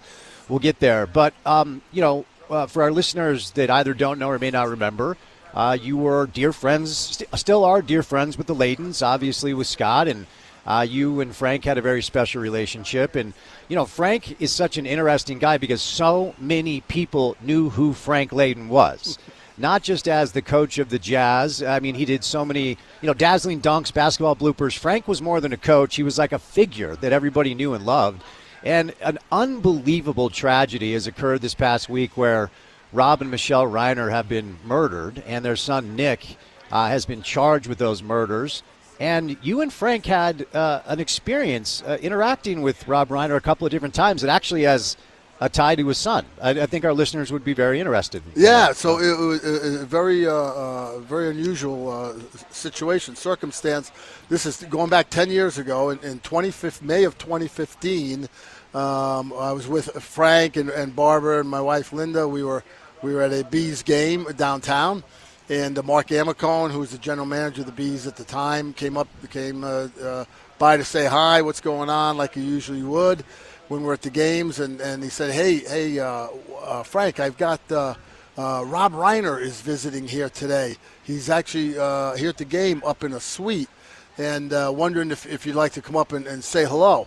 And Frank, being Frank, goes, yeah, sure, if he wants. I mean, I don't want to bother him, but so we went up to the suite. Mark introduced us. We had a nice little chat with him. Visited for a little bit, and Frank asked him, hey, so Rob, what are you doing here in Salt Lake? And he said, well, I'm working on a film with my son, Nick, who is working on this kind of not a documentary, but kind of a script that he wrote about his time in rehab facility in central Utah, and they were here shooting some location scenes, and Rob Reiner was directing the film that became a film called Being Charlie, which Nick Reiner and another guy that he met, friend of his in a rehab center, wrote together. Rob Reiner said, hey, I think we can make this into a film. They eventually made it into a dramatic film to try and show the effects and circumstances that people have when they're in rehab centers and dealing with drug abuse and substance abuse issues. And then, so we talked about that a little bit. And then 2 months later, it's in late July that same year, we're at a Dodger game down in L.A., and we're sitting there, and I noticed that Rob Reiner was sitting about 6-8 rows in front of us. So I went down just to reintroduce myself, said, hey, Rob, Frank Layton's here sitting up in the back. I wanted to say hello if you have a minute. He goes, oh, yeah, where's Frank? Where is he? And he gets up and comes back and visits with Frank for a few minutes. And Frank says, hey, how's that film you're working on? He said, well, he goes, yeah, we're finished with it, and we're finishing up some editing stuff and whatever, and we're hoping to get it into a film festival, which ended up being that fall into the Toronto Film Festival. And then subsequently in the next year, in 2016, they released the film, which people can watch online now if they want to take a look at that work that Rob Reiner and his son Nick did at the time. The name of the film is Being Charlie, and that was something that we experienced at that time. Got to tell a few of our friends, yeah, I met Rob Reiner, yeah, we were hanging out at the game, whatever, and obviously never knowing that 10 years later we would become aware of this tragedy that happened several days ago, and in our connection to them, and just awful time for the Reiner family and for the community there and at large. Yeah, it was just one of those things where you just, it's so hard to even wrap your mind around, and of course the son has been charged, and in this country you let the process play out, but and the poor young lady, his daughter, who found her parents. I mean, I've been sick about it. I'm a huge fan of Rob Reiner. I mean, who isn't, as far as what he has been able to do as an actor younger, and then as a director. I mean, some of the best comedic works in the history of our society: Spinal Tap, Princess Bride, When Harry Met Sally. I mean, you could keep going down the list. I mean, just a legend. What do you think it was about Frank that attracted? Because I don't know. I would doubt Rob Reiner would be like, hey, isn't that Quinn Snyder over there? Like, yeah. What do you think it was about Frank that so many people around every walk of life were just very attracted to him. Yeah, well, I think, first and foremost, it was the fact that he was always outgoing and always friendly with everybody that he met. It didn't matter if you were Rob Reiner or if you were Richard Smith or you were some other guy. He always acted the same way to everybody. Rob Reiner's a big sports fan. Yeah. His dad was a big sports fan, Carl Reiner. They're from New York. Frank is from New York. I think Rob Reiner growing up knew of Frank as an NBA coach and he's a big sports fan, and so I think at that moment in time when he had an opportunity to say hello and get to visit with Frank a little bit, that was fun for him because it was outside of his realm in that sports world, and we always gravitate, Spence, to people in other walks of life who aren't part of what we usually do, right? And we want to be with them, or we want to get to know them, or say hello, whatever it is. But Frank was just such an effusive personality that people just wanted to be around him, and he always made you feel good when no matter what the conversation was and what the visit was about. It was always something that the people came away from feeling good about. And I remember when we were at that Dodger game a couple months later, when I introduced Rob Reiner, he didn't remember me, of course not, and I had to quickly interject it so he didn't think I was bugging him as a Joe fan, bothering at the baseball game. I said, Frank Layden's here, and I wanted to say hello, and he turned, Frank, where is he? And he jumped up out of his seat, and went up to see him, and that's how people reacted to Frank, no matter where we went. Yeah, that was always the deal. Yeah. No, it was. And, I had the unique experience of getting to know him, maybe not on the level that you did, but certainly broke bread with Frank dozens of times. And wherever you were, it just somebody was going to, stop by the table and say hello. And I never saw him act in a manner where he was too good to talk to anybody. Nope. I mean, he wanted to talk. It didn't matter who you were. What your story was, what walk of life you were from. Frank was happy to give you space and give you time. No, and I'll tell you, Spence, every time we went to the Bees game, which was often over the years, and, we would get ready to leave, we always knew that even though the walk to our car was about a 3 or 4 minute walk, it would take us a good 15, 20 minutes because we would get stopped every 10 feet by somebody. Hey, Frank, hey, what you doing? Hey, can I get a picture? Hey, whatever. And Frank always took the time for him. Always took the time for people who showed an interest in him. And he always felt I learned so much from just being around him about how to interact with people and how to treat people and to make sure that you give everybody the proper time if they're interested in saying hello to you or stopping you, asking a question, whatever. People would say that to me over the years, stop me in the grocery store or something, ask a question about the Jazz, and they would say, I'm sorry to bother you, but I said, no. Hey, if you're interested in the Jazz, I answer whatever you want. And, and I learned that from Frank because he was always very generous with his time and always reminded me just by how he was, his actions, that the position that you happen to be in, brings some kind of joy or fun or interest from other people, and you should always be willing to share that whenever you can because that's what it's all about. Yeah, for sure. No, well said. And so let's we'll do some NBA and little Jazz in our next segment, but we're talking about Frank Layden, who is a coach here for a long time. So let's talk about another coach who's been here for a long time. And, this has been an interesting news cycle for me to follow. I try to approach stories like this more with curiosity as opposed to trying to dig into sourcing to tell me exactly what's gone down. But I've had a lot of people reach out to me since the news broke last Friday that Coach Witt was stepping down. He'll coach the Vegas Bowl, then the program is Morgan's. That I'll just say, and I don't have anything concrete enough to go with, so I'll just say a lot of people believe there's more here than meets the eye. And I don't know exactly what that means. But the news that we do know simply is official that Kyle has decided to step aside and Morgan will take over after the Vegas Bowl. Kyle was on Scott Mitchell's show earlier today and admitted that there's still competitive juice there. His son Alex gave an interview to the Tribune who basically said he's not done, right? And he's a very young 66. He's taken very good care of himself. And Just did an excellent job for this team that went 10-2. I don't know what's next, but let's exist in the space of what just was. And then, as somebody who retired recently from a 40-year NBA career, maybe help us understand a little bit what you think Kyle's going through. Well, I think that their program had a very good year this year. Obviously, they were competitive right up to the end in terms of possibly getting into the Big 12 championship game or maybe being considered for the college football playoff tournament. Just missed out on those, but still a 10-2 season. There are only 2 losses to the 2 teams in front of them. BYU, of course, and Texas Tech. Texas Tech going to the playoff, and BYU going to a bowl game in Orlando in a few weeks, and playing Georgia Tech. But Kyle Whittingham, from my viewpoint, didn't want to go out on the tough road they had last year with the Cam Rising injury and the team being 4. People forget last year, even though the team finished 5-7, it wasn't what they wanted.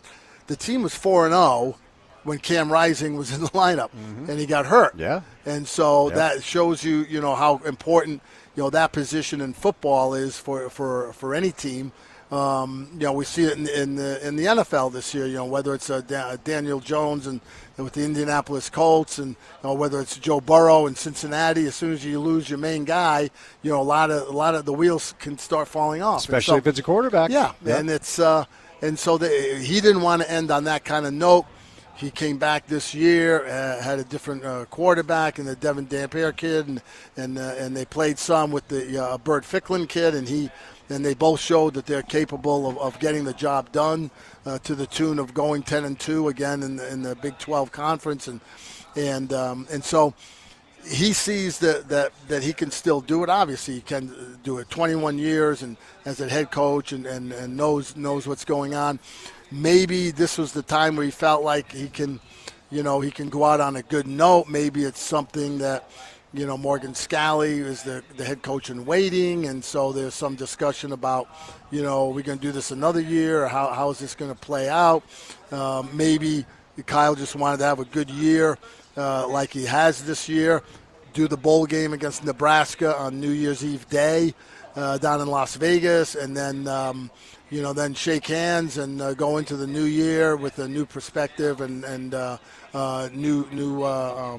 new things in sight for him, whether it's career-wise or whether it's to retire. I don't know. Like you say, he's a very active guy. I know he's a very active skier.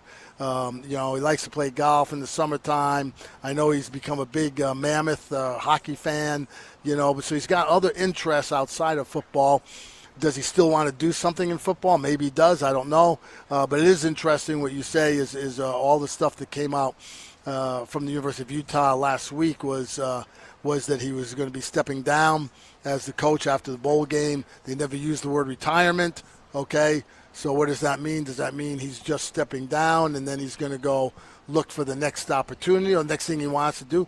Maybe it's football. Maybe it's something else. Maybe he wants to do a lot of personal traveling with his wife and family, and who knows what it would be. But there's a lot of speculation because until today you didn't hear from anybody personally. You got the press release last week from the U, and then you didn't have an interview with Mark Harlan. You didn't have an interview with Kyle Whittingham. You didn't have an interview with Taylor Randall. Like, nobody said anything for several days about it. Right. And so when that happened, Spence, our nature, I think, as just fans of the sport and fans of Kyle Whittingham in general, you kind of start wondering, well, how come they didn't come? Usually someone in his position, 21 years, championship-level coach, sent all these guys to the pros, the legacy he's built there and all of that.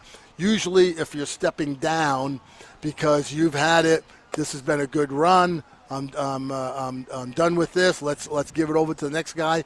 Usually that means some sort of press conference, some sort of meeting with the media, with the public to say, yeah, kumbaya, have the university pat him on the shoulder and say, way to go, we're going to miss you. Oh, this is great. What a great legacy. And everybody loving up on you and all of that.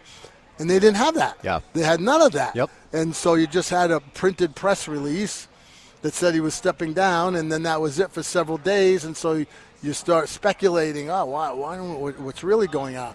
None of us know what's really going on. Right. At some point, the story will probably come out in some regard. But at the moment, it seems like everybody's keeping their cards close to their vest.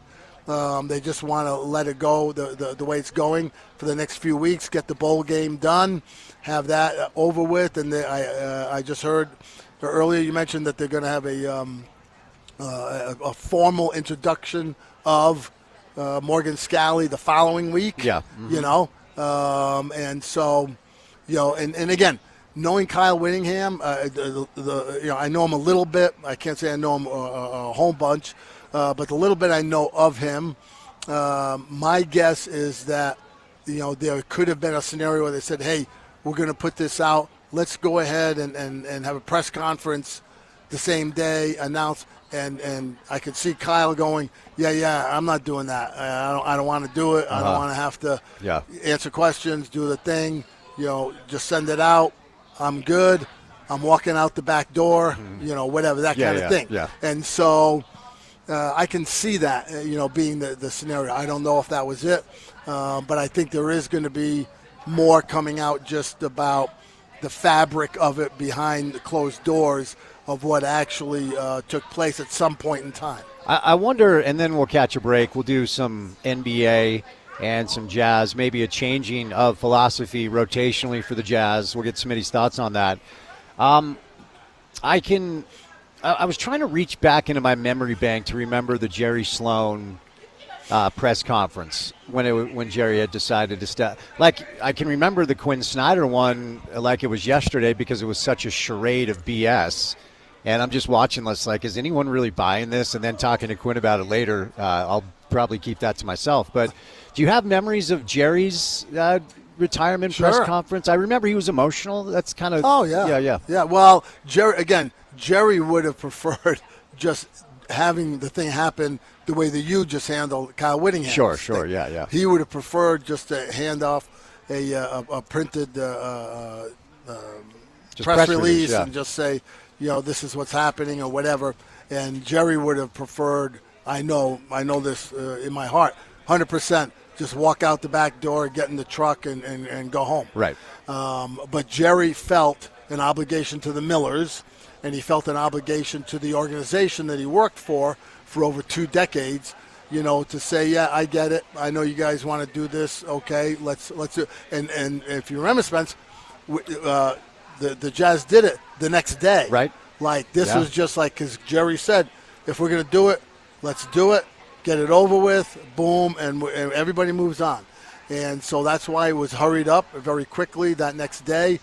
And he and Phil were up on the dais along with Ty Corbin, and they had an agreement that Phil decided that he was also going to retire with Jerry, and that they were confident that Ty could do the job and that he could take over, and so that's how they went with that press conference. And Jerry was emotional because it was, he was invested in the organization for a quarter of a century. Yeah.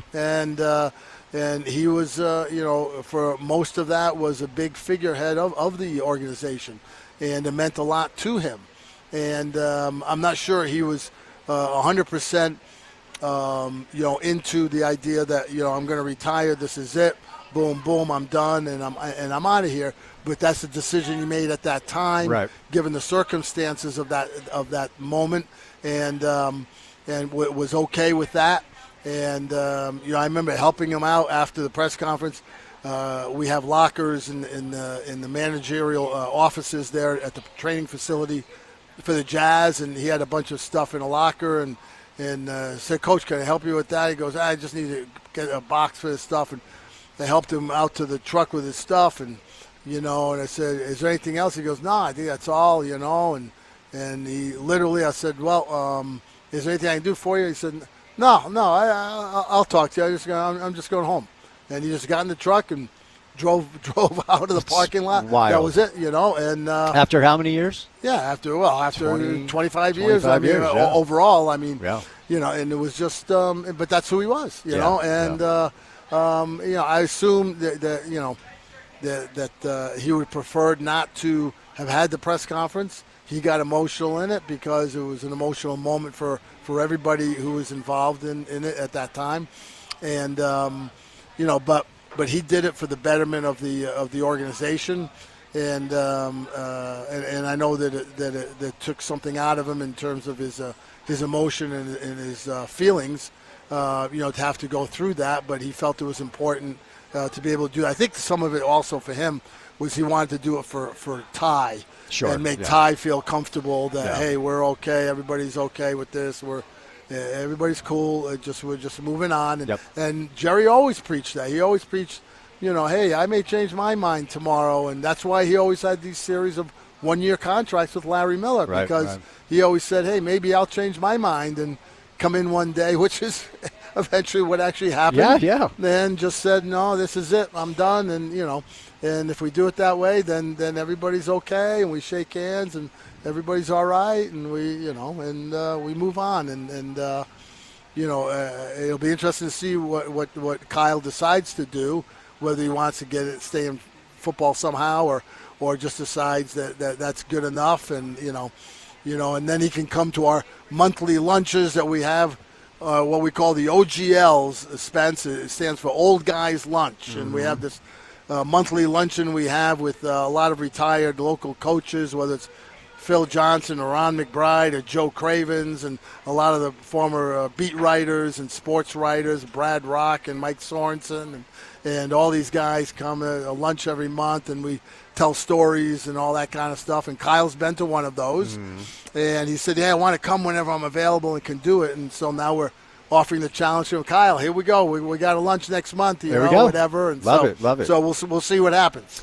Well, I guess I'll have to retire to get the invite to an OG lunch. Well, you're not old enough. Okay, I'm getting there. It's an old guy's lunch. Okay, I'm getting there. I'm getting there. All right, Smitty live on site.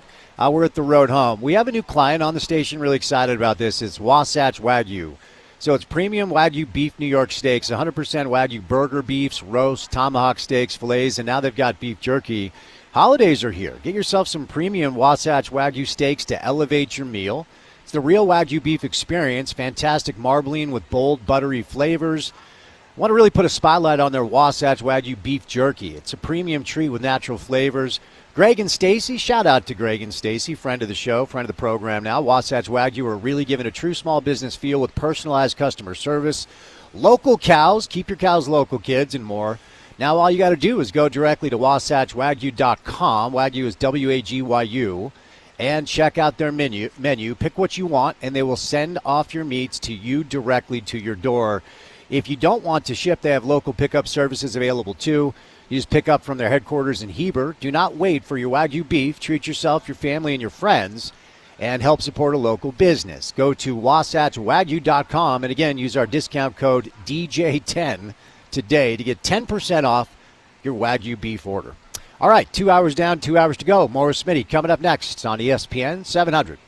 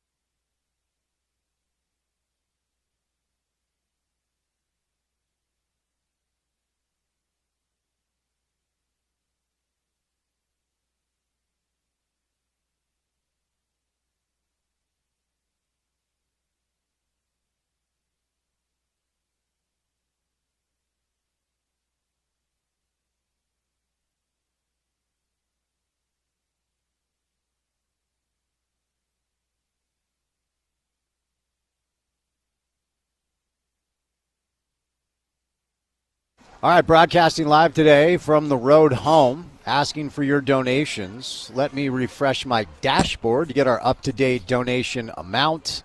Reminder, if you call to donate and you do it under ESPN 700, I can give you a little shout-out on air. At this point, we have raised $361,000 for our friends here at the road home. We're about 36% to our goal. And we'll be back here tomorrow. So if you can't get by today, make some plans to get here tomorrow. If you have some money to give, that is preferred at 801-819-7300. 801-819-7300. You can go to the website for more information, which is theroadhome.org. They accept Cash App, Venmo, PayPal at the Road Home is where you find them if you want to do the Cash App. And the 4 o'clock hour has begun. So a heartfelt thank you to United Site Services for their generous support. And your donation right now is being matched dollar for dollar up to $1 million. So if anyone has a cool mill out there and you want to donate, it's going to be matched and it'll turn into $200 million. Now, if you cannot donate money, if you don't have that in your budget, that's okay. You probably have some items around the house that they could utilize. Underwear, men's large size and up, bottles and sippy cups. There are a lot of kids here. Towels, all sizes in clean condition, coats of all sizes, boots of all sizes, hats and gloves of all sizes, size 5 and 6 diapers. They're looking for lotion, shampoo, conditioner, body wash, preferred over bar soap because easier for people to store and reuse. You can drop off any of those items where we're at today, and we'll be back tomorrow at the Connie Crosby Family Resource Center. 529 West 9th Ave in Midvale. They'll be open until 7 o'clock tonight. Richard Smith, good enough to join us live here on site. Can I admit to watching the NBA Cup final and kind of enjoying myself? Oh, well, I'm sure you did. They played hard. Well, hey, the players showed up and played hard. They played well, and it was a fun game to watch because they competed. The Knicks had to come from behind, some grit and grind, and it was fun to watch.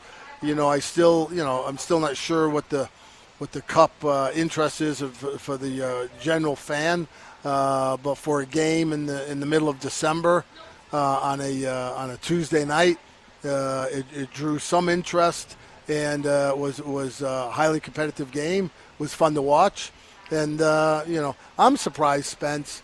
I don't know why the Spurs, not the Spurs. I'm sorry. Milwaukee and the Lakers have won the first 2 cups, and they both put up some kind of a banner saying NBA Cup, which I think is good. I mean, if the NBA is going to do this and they're trying to legitimize it as an early season competition that all the teams are involved in, and it's an actual tournament style competition that ends up with a champion, I think a team should in their arena signify that somehow with some kind of banner or marker or something to show that they're not only proud of that accomplishment, but that's part of what being in the NBA is about. I'm surprised that I don't know who made that decision or who said that. Maybe that'll change, but they initially came out and said, "Oh yeah, we're not going to hang a banner in Madison Square Garden, for that." When both Milwaukee and the Lakers last 2 years have done so. I would think the league would want them to do that. Well, especially since the Knicks haven't won a championship since the Great Depression. I mean, they've got a couple of Eastern Conference championship banners from the 90s. Right. There's a Billy Joel banner for his 80th concert. There you go. Yeah. So all the information is that Jim Dolan, who is a sad, strange, pathetic little man, does not like Adam Silver, so this is his whole we're not going to do it because I don't want to do anything that makes Adam Silver happy at all. Those are the reports. Who knows? Yeah. Well, that sounds like somebody even higher up, in Washington, sending out these tweets and stuff, and the awful, just despicable, tweet about Rob Reiner and his wife. That it just. I can't believe that's the kind of leadership we have. But okay, all right, that's my little political. I'll just add one thing. I can't believe anybody's surprised. What have you been paying attention to? No one's surprised about this. That's probably true as well. But just this vindictive little dude. And I agree with you. Because look, you've been good to articulate this. The company is the NBA, and the teams are partners with the NBA in the broader scope of the company. And I feel and I like Adam. I think he's smart, and I respect leagues that try things. I mean, you're a baseball guy. Yeah. I don't know that there's a more pure fan base than baseball fans that don't want anything changed. And I credit Rob Manfred for looking around and saying, okay, we might be falling behind the times a little bit. Let's speed up the game. And some initiatives, that they've done that I think has made baseball maybe a little bit more digestible for younger people who don't have the attention span to sit there for 4.5 hours. And I've been outspoken about how corny at times I think the NBA Cup is, and I think the courts are horrible. The players themselves don't like them. They're slipping everywhere. But if you're going to be a good partner to essentially the lead of your corporation, you should play ball and hang a banner if you're trying to make it meaningful. No, exactly right. And you Spence, you participated in it. You went through the tournament. Right. You happened to come out on the good end. Only one team wins. The Knicks won it. This is part of what the business is. And if the league is trying to legitimize this tournament and build a foundation on which to grow from, with regards to that, then you should put up something that denotes that you won this particular tournament and doing it. You mentioned about James Dolan and Adam Silver, whatever that relationship is. If that's kind of a personal thing, that's even more low ball. You should acknowledge that's what you did, and that's part of the accomplishment of the team, if not for anything else, but to tell your players and coaches that, hey, we as an organization value the work you've put in on this, and we're able to come out on top, and this may be a precursor to other things we may be able to accomplish down the road. Yeah, and I don't know what the future of the tournament is. They're talking about maybe giving home court advantage throughout the course of the entire knockout round, then maybe moving the final to Vegas. One more thing on this, Tim McMahon jumped on yesterday, and if we're going to do this, okay, if this is the deal, if the NBA Cup's part of the calendar every year, I don't think going as far as Major League Baseball did with the All-Star Game, rewarding home field advantage for the World Series, that feels like too much. Yeah. But is there any other incentive you can give to the winner that, if there's a tiebreaker, you get? I don't know. Yeah. Do you have any ideas to maybe incentivize it even more than they already have? It's tough, Spence, because the all the things you just mentioned with baseball and how they were doing the World Series thing for a while based on the outcome of the All-Star Game, which that's is too much. Yeah, which is one of those things to me. Is you're in the boardroom with your committee and somebody brings up the idea, you go, hey, now that's an interesting idea, huh? Let's think about that. And then at some point you should realize, nice idea, good thinking outside the box. I'm not sure it's practical or really makes sense at the end of the day. Yeah, we're not doing that, But the NBA, the hard thing now is you're getting everything is geared toward money, right? So now it's the winners get $500,000 apiece, and so you heard, after the initial round, the round robin games, and then they got into the knockout rounds that some of the veteran players going, well, this is important to us because we've got some of our young guys on the end of the bench who don't play much and maybe on a two-way deal or maybe on a non-guaranteed deal. Yeah. If we can win this, they get $500,000. That's a lot of money to them, which is true, which is part of the incentive for the players who are playing. But at the same time, it's kind of like, the Jalen Brunsons or the LeBron Jameses or the Giannis's or whoever who are making tens of millions of dollars are going, I'm gonna play hard and try and win this because my brother Spence doesn't make much money, so I want to get him some money. Oh, me? Oh, well, I don't need the money. I mean, I'm making $40 million, so whatever. So even that is a little hollow in some regards to what the personal incentive is. So it's interesting. I don't know. I like the idea. I like the concept.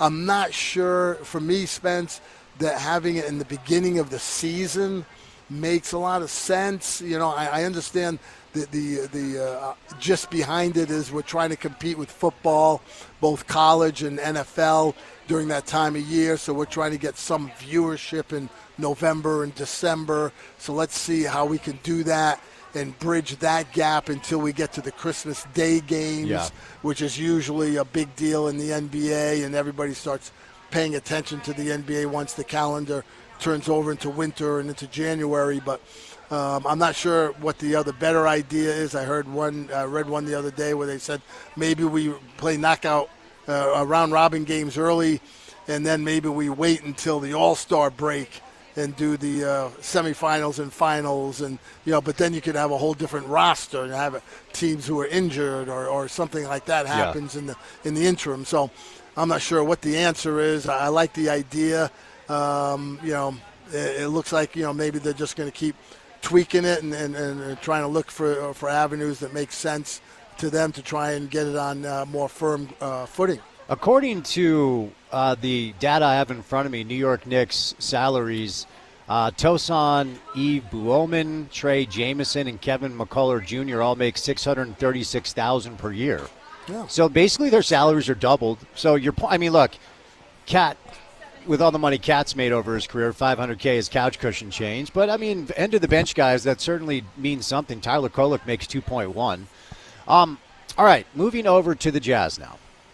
So we've discussed the viral video that was circulating of Will Hardy lighting into his team.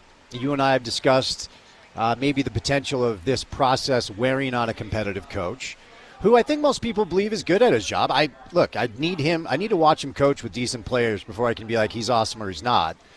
And now they find themselves in this situation where if the season ended today, they would have the number 10 pick in the draft, which means they would not have that pick. It goes to Oklahoma City. And as you and I have discussed, it's an asset you probably have to keep. What does that look like? What do you do to be sneaky about manipulating minutes in order to lose enough games to get there? Austin Ainge during the presser when he was hired said you will not see that this season.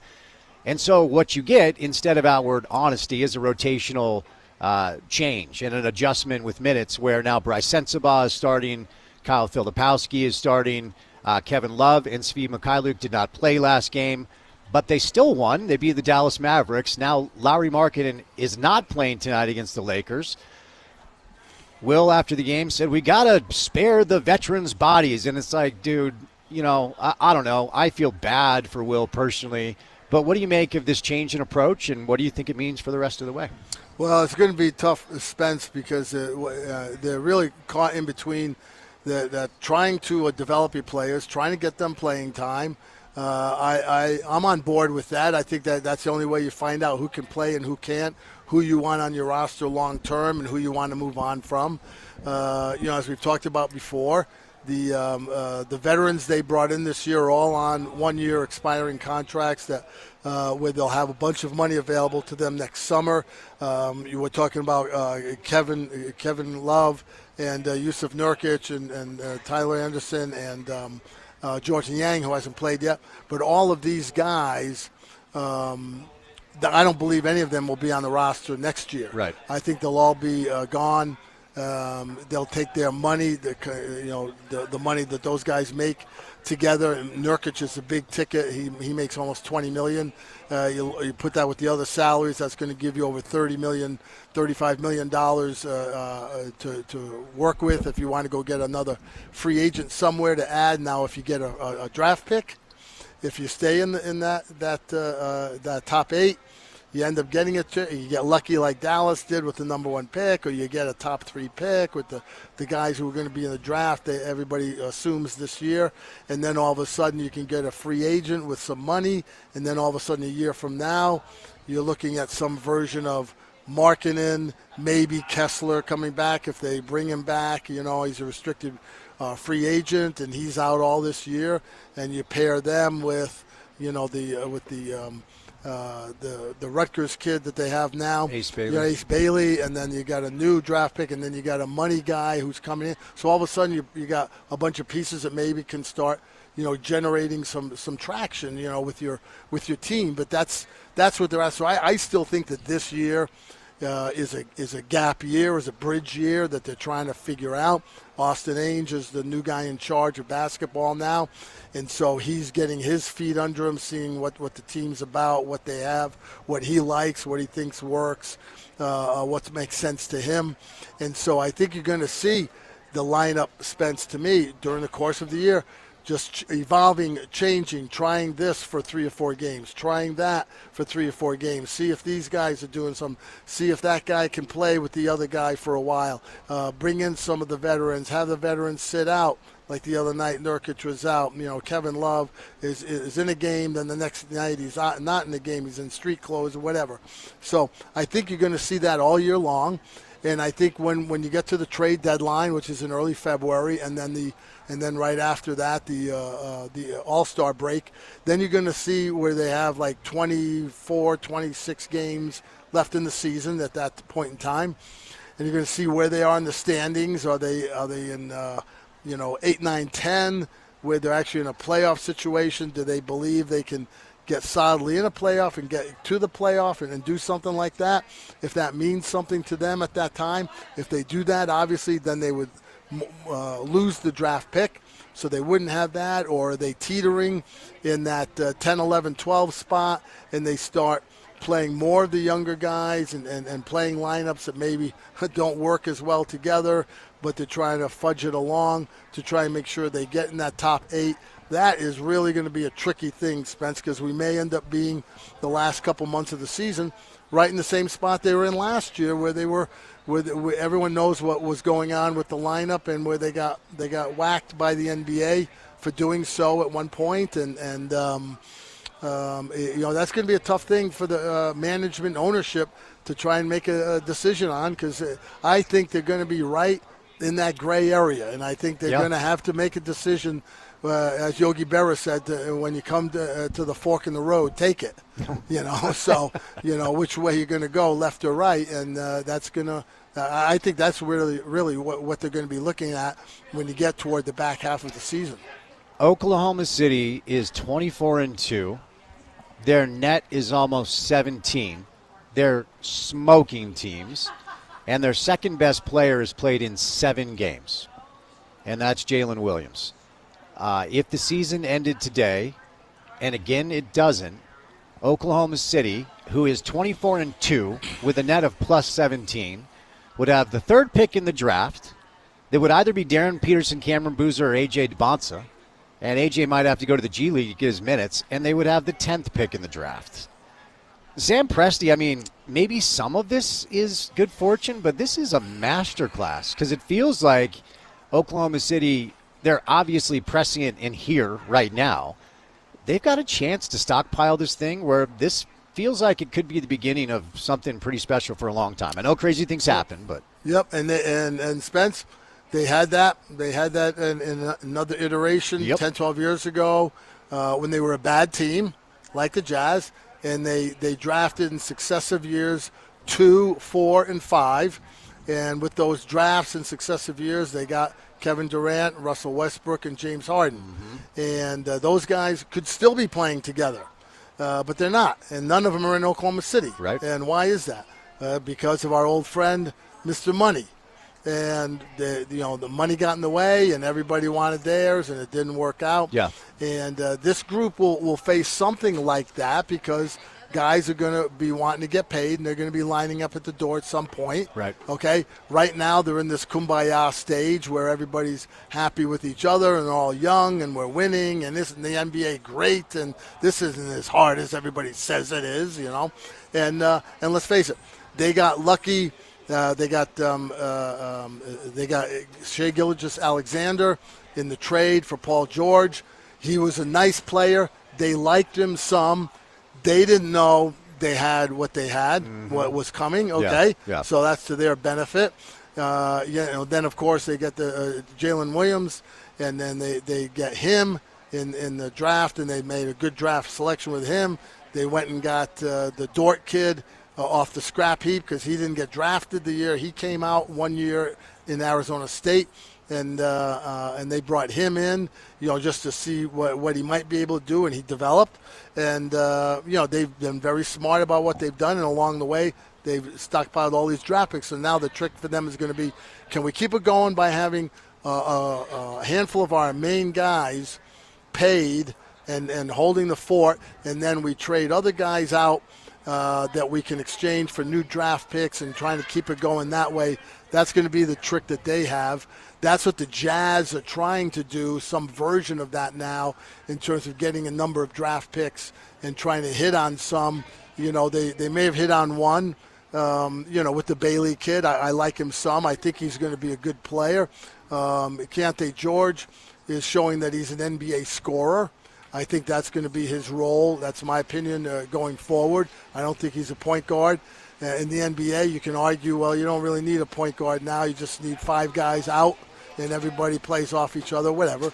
And then, you got Markkanen right in his prime right now, and then hopefully Kessler, if they sign him back, a good young big guy. And so maybe they're just on the verge of getting something going, traction that way. But this year is going to be a big deal because they're going to be facing that decision, I believe, the second half of the year about whether they really want to try and hold on to that top 8 protected pick or they just want to play the best they can play and let the chips fall where they will. Staring at this mock draft, they have A.J. DeBonce off the board, Oklahoma City, and I'm just laughing. There you go. Smitty, it's such a pleasure. Thank you.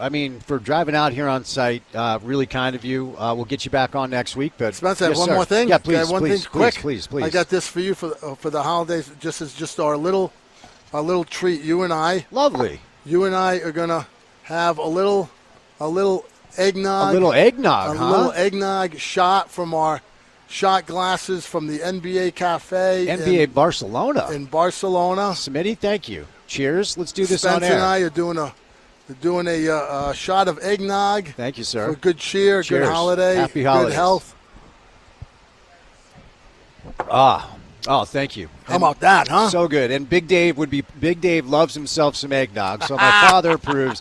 Smitty, so kind of you. Thank you, my friend. We'll talk next week, okay? Thanks, Spence. Good to see you. The great Richard Smith joining us live on site. Now, where is on site? It is at the road home, okay? So we're asking for donations. 801-819-7300. That's 801-819-7300. You can go to theroadhome.org. If you prefer Cash Apps, they do Venmo or PayPal at the Road Home. And if you mention that you're donating under ESPN 700, they'll hand me a little thing with your name, and I'll be able to say thank you. So we're asking for that. Now, if you do not have money to give, it's all right. They're asking for new and gently used men's underwear, size large and up, bottles and sippy cups for the kiddos, towels, all sizes, clean condition, coats, boots, hats, diapers, size 5 and 6, lotion, shampoo, conditioner, and body wash, which is preferred over bar soap. Easier for people to store and use. You can drop off those items here at the Connie Crosby Family Resource Center, which is 529 West 9th Ave in Midvale, our good friends at the Road Home. And also, before we catch our break, this time of year, let's help you get your money working for you in a way that maybe it's not working for you right now. Okay, it's our friends at America First Credit Union, excellent partners and friends of the show. They're the official credit union of the University of Utah, of the Utah Jazz, of Real Salt Lake as well. And they're offering a $300 credit card promotion right now, okay? So all you have to do is apply for a new America First Credit Union credit card, and you're going to receive $300 cash. It's a bonus after you spend $3,000 within the first 90 days. Great right now if you're going to do some Christmas shopping. It's like getting a 10% discount on everything you pay for with your card. Instant value. Get $300 to use however you like. You can pay bills, you can shop, or you can save the money. They offer smart spending tools you can enjoy online and mobile access alerts and budgeting tools to help manage spending responsibly. They got rewards potential where you can earn points or cash back on everyday purchases while building credit. Our good friends at America First Credit Union. Do not wait. The $300 bonus is available for a limited time only. You can apply online today or visit your nearest branch to get started. Eligible for new credit cards, accounts only. Terms and conditions apply. All right, we'll catch a break live here at the Road Home. Do a little sports score with our friends at Handy and Handy coming up on the other side of a Thursday Drive on ESPN 700.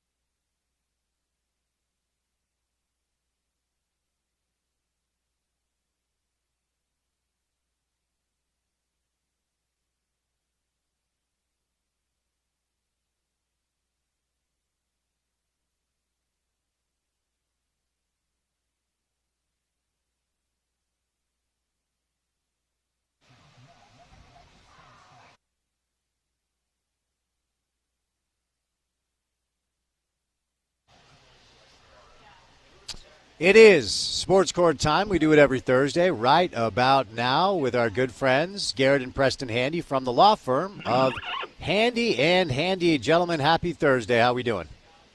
Hi, Spence. How you doing? I'm well. Appreciate your time today. So let's get into the world of college football at the start. Power Conference commissioners defend NCAA redshirt rule in court. We've discussed these dynamics here or there over the course of your appearances, but what's the latest with this specific issue? Well, yeah, this is kind of the ongoing fight and evolving world of an evolution of eligibility and transfer rules, redshirt rule. And, you know, I noticed that one of our stories that's going to come up here and a few that Garrett can talk about kind of crosses over to this. So I'm going to kind of focus on the one area of kind of the NCAA stance on this. But the redshirt rule has kind of been interesting. It used to always be that, you know, you had 4 years to play 5 years, but there were 5 years to play 4. You use your 4 years of eligibility, but there were exceptions to that, like medical redshirt, transfer rules. It even got a little more flexible where they said that, you know, you could play 4 games and still maintain your redshirt, where in the past, if you played one play or one quarter, you gave up that year. So now the fight's going on, and I'm going to focus kind of on what the commissioners are saying, and this is the 4 power conference commissioners. They've kind of banded together, and they're really pushing this issue of they want the redshirt rule to be and the eligibility to be, you know, kind of a known quantity, so it's not always up in the air. And the kind of things they point to are that this is one of the characteristics of college sports, that you have limited eligibility as opposed to pro sports where you can play, you know, your whole career, you know, depending on injury and that type of thing. They also point to this eligibility should be focused because we've seen that there's been nuances to that, like if someone played a couple of years or 1 year of junior college sports and then they came to D1. Their focus should be on Division I eligibility. And here's one that I thought was really interesting. They said, hey, by agreeing to the House settlement, by all the athletes agreeing to the House settlement, they also agreed to we know that one of the big arguments, one of the fighting points in the House settlement was roster eligibility. I mean, that was back and forth, held it up all the time. And they said, hey, by agreeing to the House settlement, athletes agreed to roster limits. And what happens is if you give a player another year of eligibility, then what it does, it takes a roster spot away from maybe a high school kid coming in or a transfer where they've made a commitment. So I think that's really a pretty interesting legal argument. And I bet the folks behind the House settlement, all the parties behind that, really like this eligibility and limited the redshirt rule. The other part was that they said that the courts, specifically the Alston case where it went all the way to the United States Supreme Court, they really were addressing education-related expenses and NIL opportunities, and they did not address the issue of eligibility. And they said, you know, by letting the courts arbitrarily set eligibility, it is really kind of run amok, because one court might give eligibility, one wouldn't.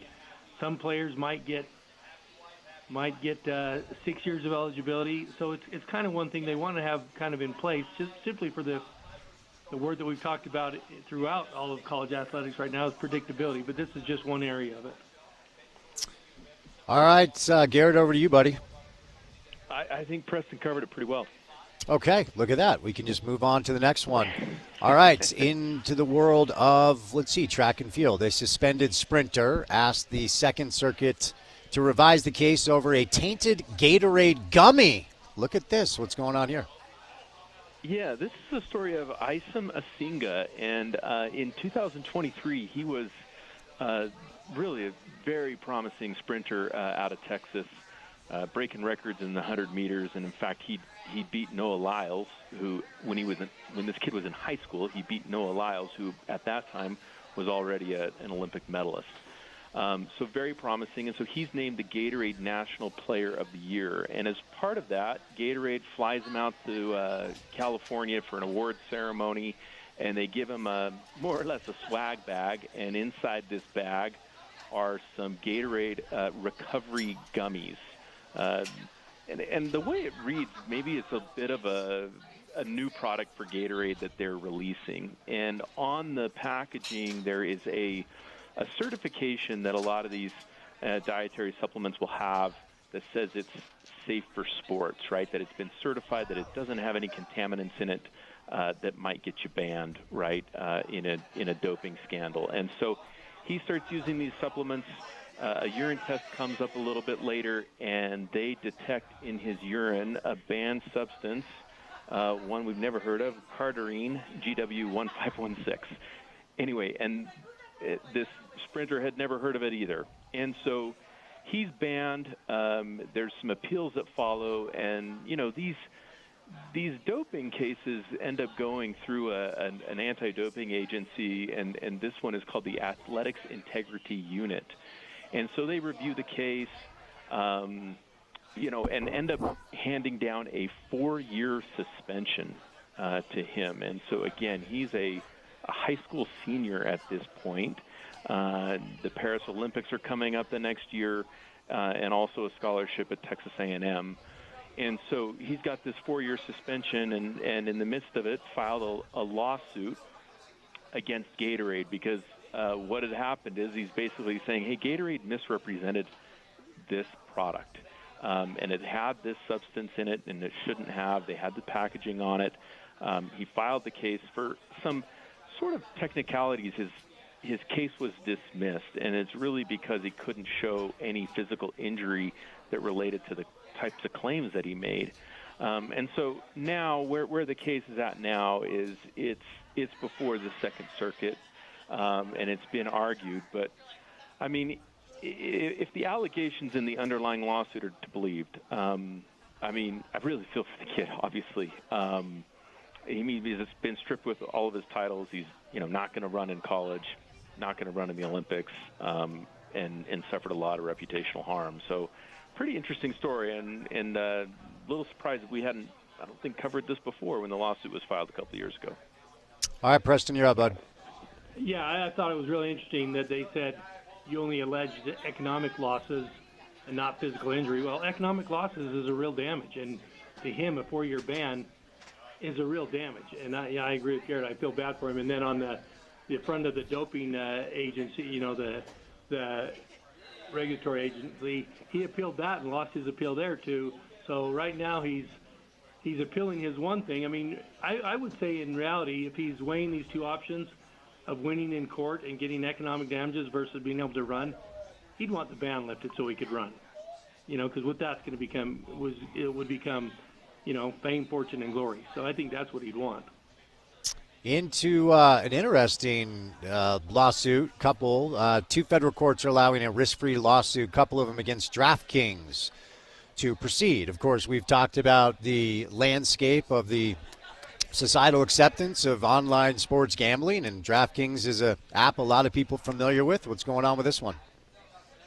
Yeah, so I'm not familiar with this whole online betting, but it's a big business, and you know, so there's a class action suit going in a number of courts, but this is specifically New Jersey, and a class action came in, and they filed essentially claim of fraud against DraftKings, and what they're saying is that DraftKings advertised that certain wagers were risk-free or no sweat, meaning you wouldn't have to sweat it, you know. And so they brought this fraud lawsuit, and what are their allegations essentially are that their losses were going to be reimbursed as site credits that could not be withdrawn. I don't know what that means, but that there were limitations on credits that were disclosed only in small print within ads through the link terms and conditions, and they also argue that the disclosures were insufficient for an average consumer to understand the true cost of participation.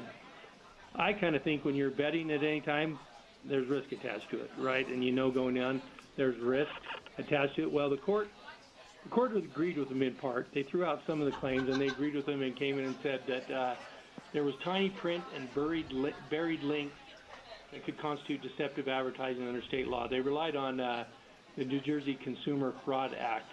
They said that the core consumer fraud and false advertising claims, they will survive, and they can go forward. What's going to happen now is that they'll get into discovery, the discovery process of, you know, interrogatories, requests for production of documents. they'll look into what was behind going on this, and they'll take depositions. Concurrently with this, there was an Illinois court that kind of agreed in line with what that was. There's also pending actions in Pennsylvania and Baltimore. But a New York court didn't read all about the New York judge said, I don't buy this argument that the promos were misleading. So courts are coming down in different decisions on this, and so a lot of money at stake. All right, Gary, you're up, bud. Yeah, and one of the reasons I think that New York court, that judge said he wasn't buying it, was that the plaintiffs in that case really couldn't point to a specific DraftKings ad. It was a little more in general, and then also they bump up against some precedent that's pretty favorable for DraftKings. I mean, in New Jersey, for example, I mean, courts have found that casinos and including online casinos, they don't have a duty to prevent addicted gamblers from using their platform or to stop addicted gamblers from gambling. And which, again, this is mostly we're talking about an advertising case, but they do have some legal protections, and it can be an uphill battle against these online casinos. Back to the world of college football, and another issue where moving to a pro model would solve it, but I'm just sick of yelling about that for 5 years. So 5 college football players at power conference schools are asking a federal judge for a preliminary injunction to play a 5th year next season. What do we have going on? Yeah, and this is a follow-up, or I guess the other side of the coin, to what Preston talked about earlier regarding the red shirt rule. And so there are 5 players that have filed a class action lawsuit regarding this. And so these are players, for example, that they started playing as a freshman. They played 4 years in a row. They never took a red shirt, and so they've used up their eligibility. They used up their 4 years of eligibility in 4 years, even though you really have 5 years to play 4. And so what they're saying is that eligibility rule violates antitrust law. And we've talked a lot about antitrust law on Sports Court. But basically they're talking about these lost opportunities that they're prevented from, right? I mean, another year or two, maybe impress NFL scouts or get ready for a draft, or, of course, to make NIL money.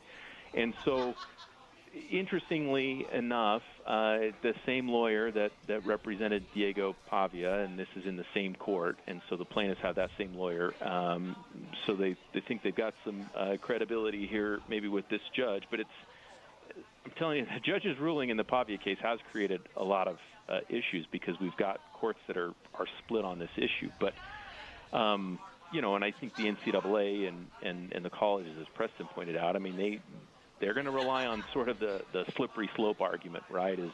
Okay, we've got these players, they've graduated with bachelor's degrees. Now what? I mean, they've got to stay enrolled in school to work on a master's degree or something like that to maintain eligibility, and where does that end, right? I mean, can we have eligibility rules at all? So pretty interesting, but they're asking for a preliminary injunction because here we are at the end of the college football season, and they're saying, hey, this is an emergency. You've got to rule on this now because we've got the transfer portal coming up, and we've got to be able to know if we're playing next fall or not. All right, Preston, what do you have to add to that? Well, in the fall of 2024, we heard about a little-known quarterback at Vanderbilt named Diego Pavia. Mm-hmm. And we'd never heard this novel legal claim put forth before, and his claim was, hey, I played junior college, and I should have more eligibility. And he won his injunction. They didn't actually agree with the decision, but he just got his injunction. He got to play, and then come around again this year. He gets to play again, and what happens? Vanderbilt has turned into, rather than being the dogs of the SEC, they're a top 15 program, and he was a Heisman Trophy finalist, all because of this ruling that the injunction, was he won the injunction. If he hadn't, he would have been out of college football. Yeah, that's true. And we certainly covered that thing from start to finish, so we're all well educated on that dynamic. All right, last story of the day. Preston's weeks have become more exciting because the Real Housewives of Salt Lake City is about to get a addition to their cast, I believe. Jen Shah spotted out in Salt Lake 2 days after her release from a Texas prison. Let's hear the update. Well, The only reason we're talking about this is because Jen Shaw is the wife of beloved Coach Sharif Shaw at the U. Of course. Mm-hmm. And it's a local story. Yep. That's its connection to sports. But Jen Shaw was a celebrity on one of these reality shows. And during the show, she was charged with and arrested and prosecuted for claims of fraud.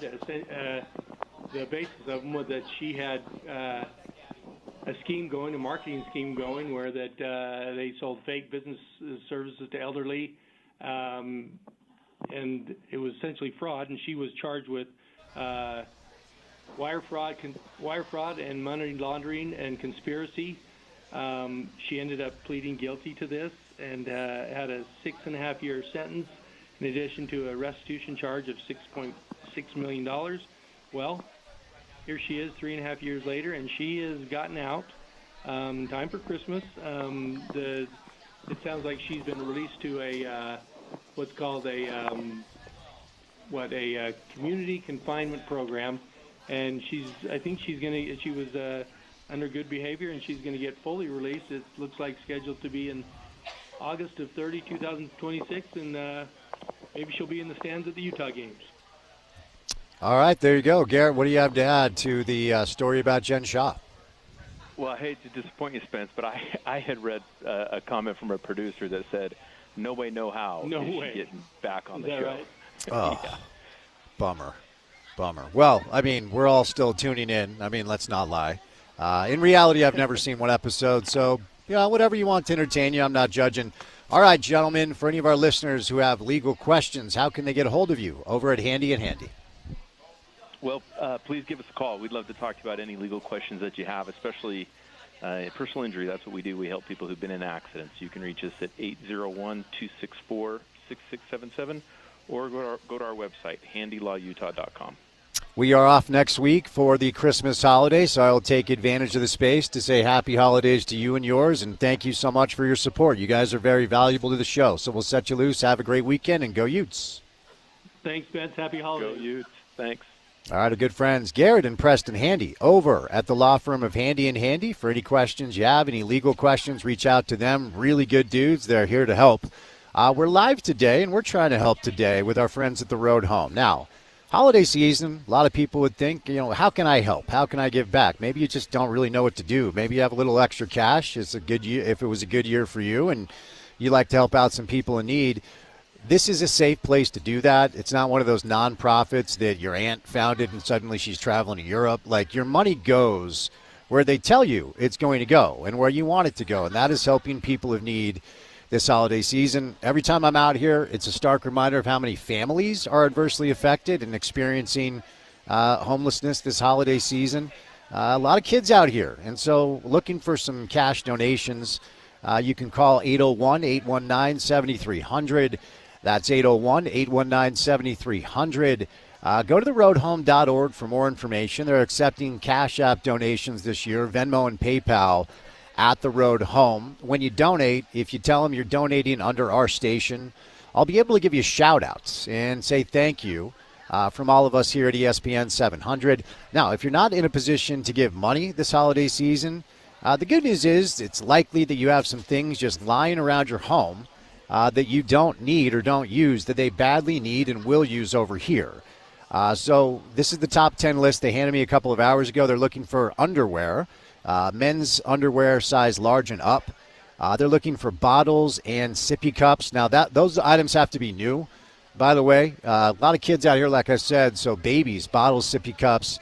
So the following items, new or gently used: towels, all sizes, in clean condition; coats, all sizes; boots, all sizes; hats and gloves of all sizes; diapers size 5 and 6, looking for lotion; shampoo, conditioner, body wash, preferred over body soap, or bar soap, I should say, because it's easier for people to store and use.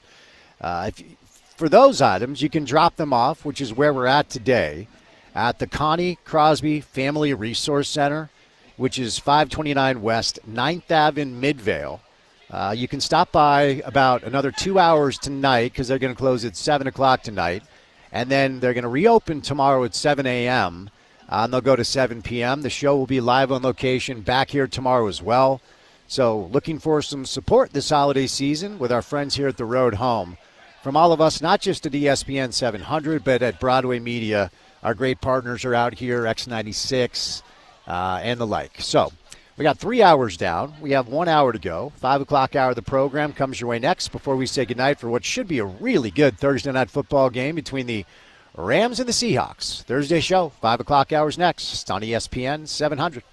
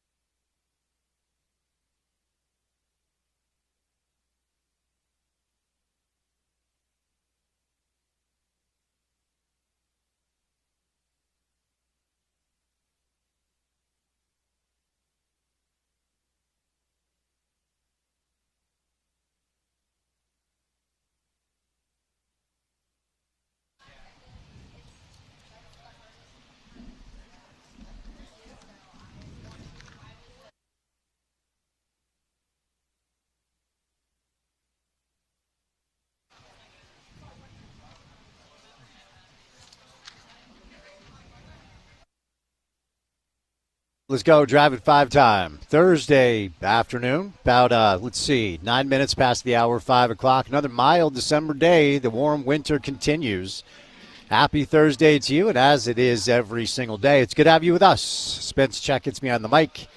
Porter Larson, downtown Salt Lake City, Utah, producing the program, booking the program, live from our Broadway media studios. We are out and about today, and we'll be out and about again tomorrow at the same place with our friends at the Road Home. It's our Mediathon. We do it every year. It's a really cool opportunity and experience. I think this is my 20th year doing this out here at the Road Home. And this time of year, if you're feeling charitable, looking for a way to give back to the community, this is the best way to do it. Because, breaking news, your money actually goes where they say it will go, as opposed to some of the nonprofits that don't necessarily operate above board. Road Home, 801-819-7300. 801-819-7300. If you call to donate, tell them you're donating under our station, ESPN 700. I'll be able to give you a shout-out when we get off air, prior to when we get off air about 6 o'clock tonight. More information can be found at theroadhome.org. They're accepting Cash App donations this year, Venmo and PayPal at the Road Home. If you want to give back via Cash App. The 5 o'clock hour has begun, so we're going to give a special shout-out to our friends, the Huntsmans. The Huntsman Family Foundation is matching dollar for dollar up to $1 million today. So if you have a cool million, go ahead and donate $1 million, and that'll turn into $2 million. Now, if you only have $10, that's fine as well. $5, no donation too small, but it will be matched courtesy of our good friends at the Huntsman Family Foundation during the 5 o'clock hour. So 801-819-7300, 801-819-7300, online at theroadhome.org, or the Cash App, Venmo, and PayPal at the Road Home. Now, if you do not have money to donate this time of year, that's fine if that's your spot. They're asking for items that you might have just lying around your house that you don't use and don't need. Well, they'll use them here, and they need them here. Looking for new men's underwear, size large and up. New bottles and sippy cups for the kids. I'm always reminded when I come out here how many children are around looking for help this time of year. Now, the following items can be new or gently used. Towels of all sizes in clean condition, coats of all sizes, boots of all sizes, hats and gloves of all sizes, size 5 and 6 diapers, lotion, shampoo, conditioner, and body wash, which is preferred over bar soap because it's easier for people to store and use. Those items can be dropped off live in person. Maybe pack the kids up in the van and head on out and do something great as a family here at the Connie Crosby Family Resource Center, 529 West 9th Avenue in Midvale. Open until 7 o'clock tonight, so you've got about an hour and 45 to get here. But they're going to reopen tomorrow at 7 a.m., and they'll go to 7 p.m. tomorrow. We'll be back out live on site from 2 to 6. More information can be found at theroadhome.org is where you go. All right, media availability today, which always happens during the show. So I'm doing my best to read the transcripts from some of the local beat guys. Coach Witt addressed the media after practice today as Utah continues their bowl preparations for the Vegas Bowl against Nebraska on New Year's Eve.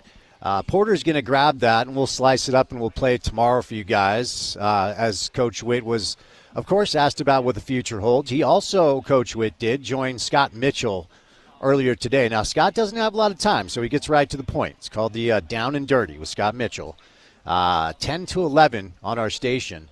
And I happened to just stumble upon it, had our station on the car, got in the car to head to the gym, and I'm like, wait a second, this sounds like Witt with Scott, and it was. So instead of speaking, as far as what Scott had to say or what Scott had to ask and what Witt had to say, I'll encourage you to go to ESPN700sports.com to listen to the first public comments made by Coach Witt. All but admitted that the competitive juices are still flowing through him. Then said the coach speak that you would expect. He's focusing on the bowl game, and then we'll take some time to ponder and think and consider what could be next. So, didn't sound like a man that's done coaching. I will tell you that much. And I think most people have landed in the space that there will be an Act 2 for Coach Witt at some point. All right, we'll catch a break. Utah legend Britton Johnson will join us. We'll talk about the legacy of Coach Witt. We'll talk about some memory, we'll go down memory lane with Britt. One of my favorite radio partners that I've ever had on any platform, and certainly we did Jazz pre-F and post game together for about 5.5 years. So we'll bring in Britt coming up. Latest on the Alex Jensen rebuild of Utah men's basketball that will continue coming up on Saturday at the Huntsman Center. So we'll do some Utah Utes basketball and some. We'll do also a little Utah Utes football. We'll talk a little Coach Witt with Britton coming up on the other side. Don't forget, we'll say goodnight at 6 o'clock live at the Road Home for a barn burner of a Thursday night football game between the Seahawks and the Rams. So keep it here on ESPN 700.